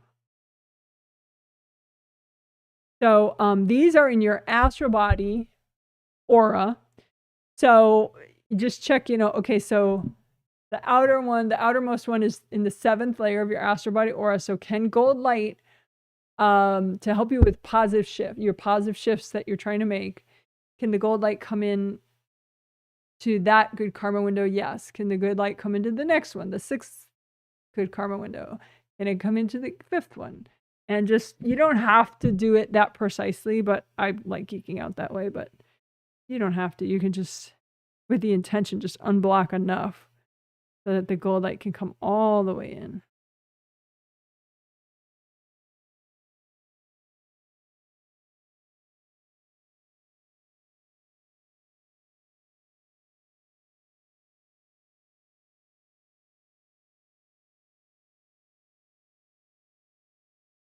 And you can lift out the blocks and melt them away.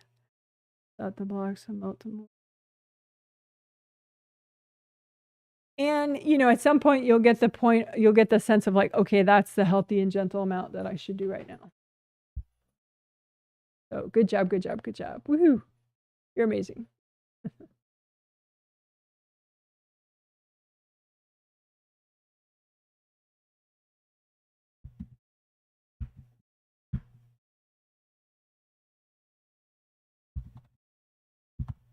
Okay.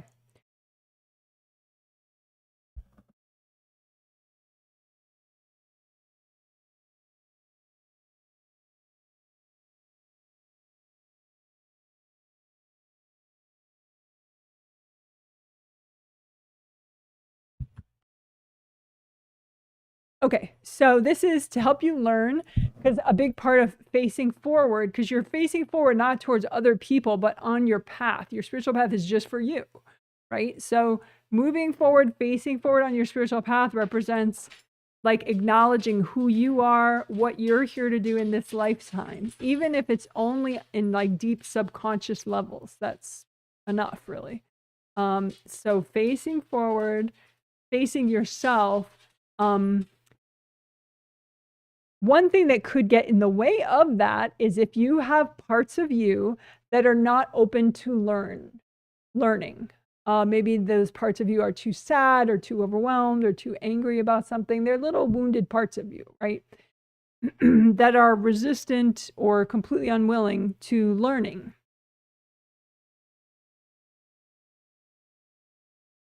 And, you know, learning and enjoying life is pretty much the whole deal, right? So if you're opposed to learning, you know, it really stalls everything, gets in the way of everything. And it's really hard to face forward and face towards your purpose and your, you know, why you're here if you don't want to learn, right? You'll be looking away and crouching down or whatever, and you'll sort of invite disasters into your space to distract you.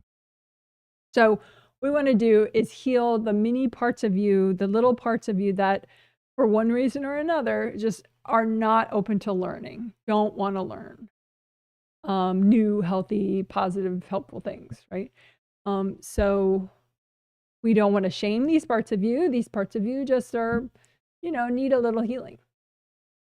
So that was explaining, even though I didn't say it, didn't put my little sign. So this is doing.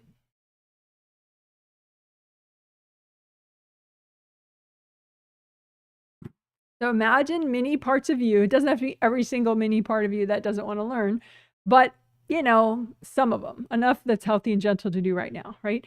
So imagine these mini little parts of you. They can look like little miniature yous. And the parts of you that do not want to learn for one reason or another, and just give them healings. You're not forcing anything, you're just healing them, right? Just heal these parts of you. And just say, it's okay. I'm not, you know, nobody's blaming anybody. It's all right. You know, it's just a little healing. You deserve some healing. You can bring up red earth energy, soak these parts of you with red earth energy, bring that down, bring up orange earth energy, soak these parts of you, bring that down, bring up yellow earth energy from the core of the earth, soak these parts of you, and then you can let this part of you have whatever red or orange or yellow that they prefer. And then just lots of gold light. Give them lots of healing.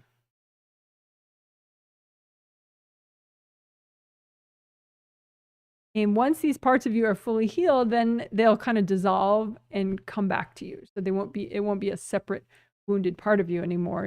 You'll get the energy back and you'll be more open to realizations and learning and, you know, at a healthy pace. So again, you're healing little mini parts of you that are not open to learning. And you could say, angels, can you help heal these parts of me? And then just let your angels finish that up.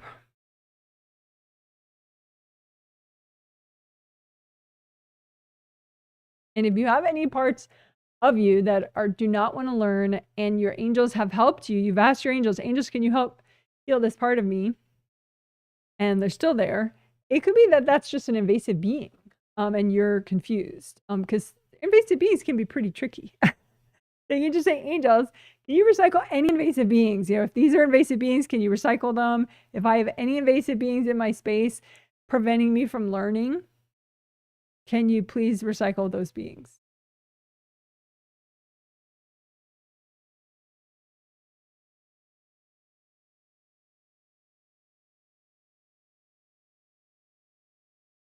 So that was just a little add-on. So we healed the mini yous, and we also had asked angels to recycle some beings while we were at it. All right, good job. Woohoo. Yay. Oh, and just because this is fun, I haven't done it yet today. If you wanted to give the live stream a thumbs up, but you haven't yet, there's your little cute reminder. You don't have to, though. Don't feel like, you know, you have to. It's just a reminder. Okay, great. So let's just melt away 2 big blocks. So we can call this wrap up. wrap up, including two.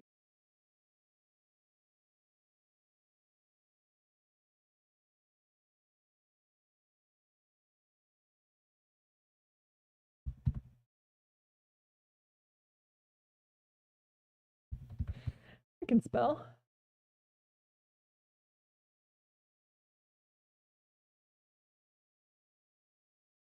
Okay. So we'll just wrap up. So comb through everything, all your auras, your physical body, your astral body. Comb through both your groundings, physical and astral. Redo your gold buffer zones. Again, check those out. Unblock above the top. 2 big blocks, so just make piles out in front of you of any energy blocks that are still triggered, bothering you on any level. And just bring up red earth energy, soak those 2 big blocks with red earth energy, gold light. Melt away the piles of blocks with light. Again, put out in front of you any 2 big blocks that still aren't cleared. Bring up red earth energy, soak them with red earth energy, use gold light. Melt them away with gold light. You can blow them up too. If you have any left over, you can say, angels, can you help me with these? All right. So, angels, can you please help me finish up this healing? Can you help me face forward in a healthy way, whatever that means? You help me to be bold as is good for me. Healthy, bold.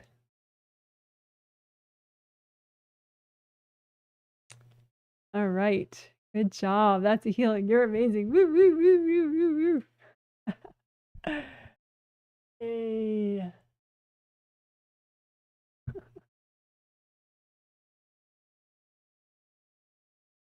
Funny, it's a cloudy day, but that's a little skylight right there. It's just so bright right now, even though it's kind of bright cloudy. All right. Well, good job. That's a healing. So I should wrap up soon because I went so long on the intro. So I will glance at comments, but I'm not going to be reading anybody. But if you have any comments about what this theme is like for you, what the healing is like for you, that kind of thing, you could comment right now as a chat, or you could post it later under the video, or of course, tomorrow if you could fill out your post-healing surveys, that could be helpful.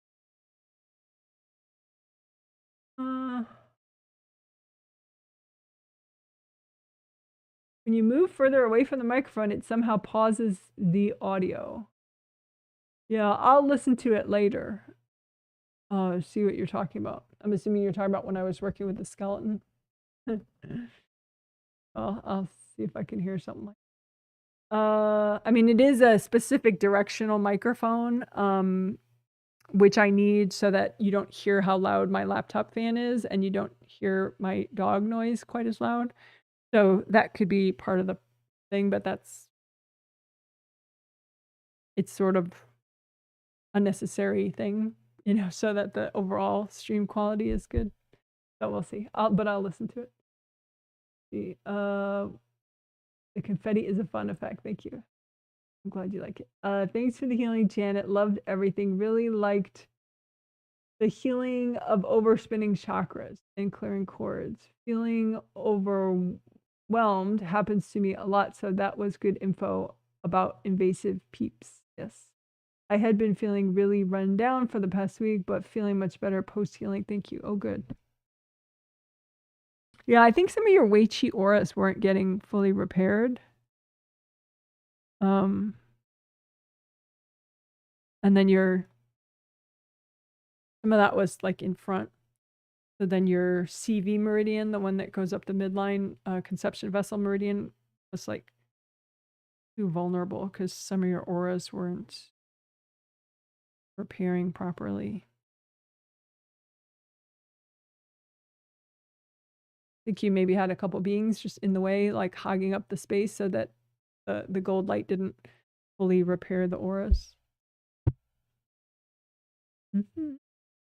So maybe in that case, you know, you can combine like collapsing gold nets with your aura repair. So you make sure you're dragging all the, you know, people and or beings that are in the way of your repair, dragging them out, and then keep repairing and drag everything out and keep repairing. Thank you for the healing today. I was feeling blue before the healing, and the gray cold weather was making me grumpy, but now I'm feeling focused and productive. Yeah, and thank you for your survey. I was looking at ex-husbands and invasive hero agreements, and that can be how some people are getting shut down by their exes. So that's why that played a big part in today's healing, to clear those agreements, old agreements, so that people can't reset your progress so easily. I feel so much more present after removing devices, and my mind is so peaceful right now. Good to hear. Great healing. Thanks, Janet. All right. Well, great. So I'm going to put my sheets with all the names away, and then I can show you the dogs, which I'm sure you've been hearing. Well, I don't know if you've been hearing, really, because the microphone is directional, so you probably heard them a little. So this is now the dogs.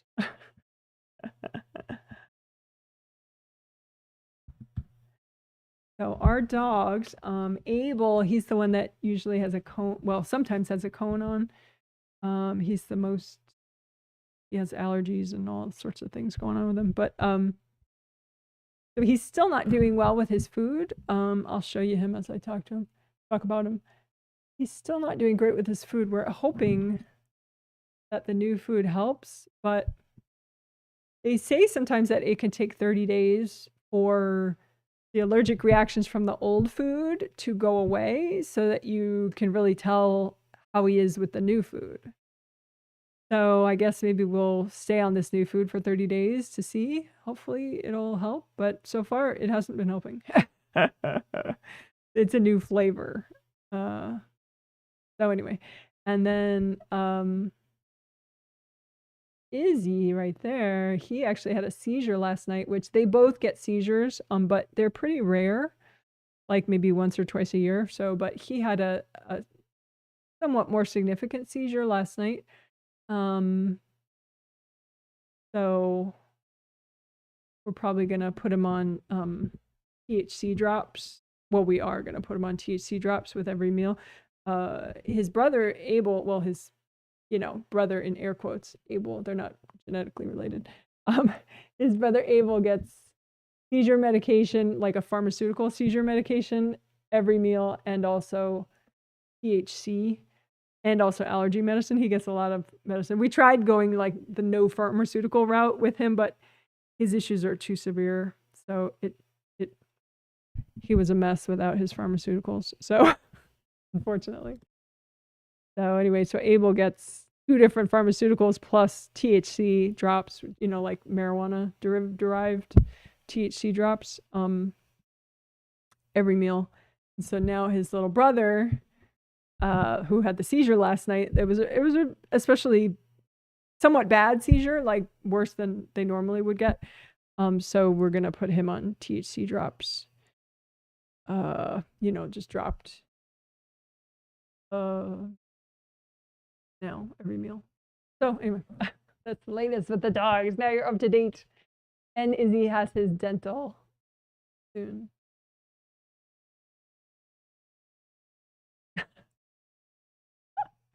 Kind of. All right. Well, I hope the end of winter is gentle for you. So far, so good here. I mean, you know, we had cold before, but right now it's been pretty decent. I mean, considering it's February, you know, could be a lot worse. All right. Well, you're amazing. Bye. Should we wrap up with some confetti? Wrap up confetti. All right. You're amazing. Woo. Go you.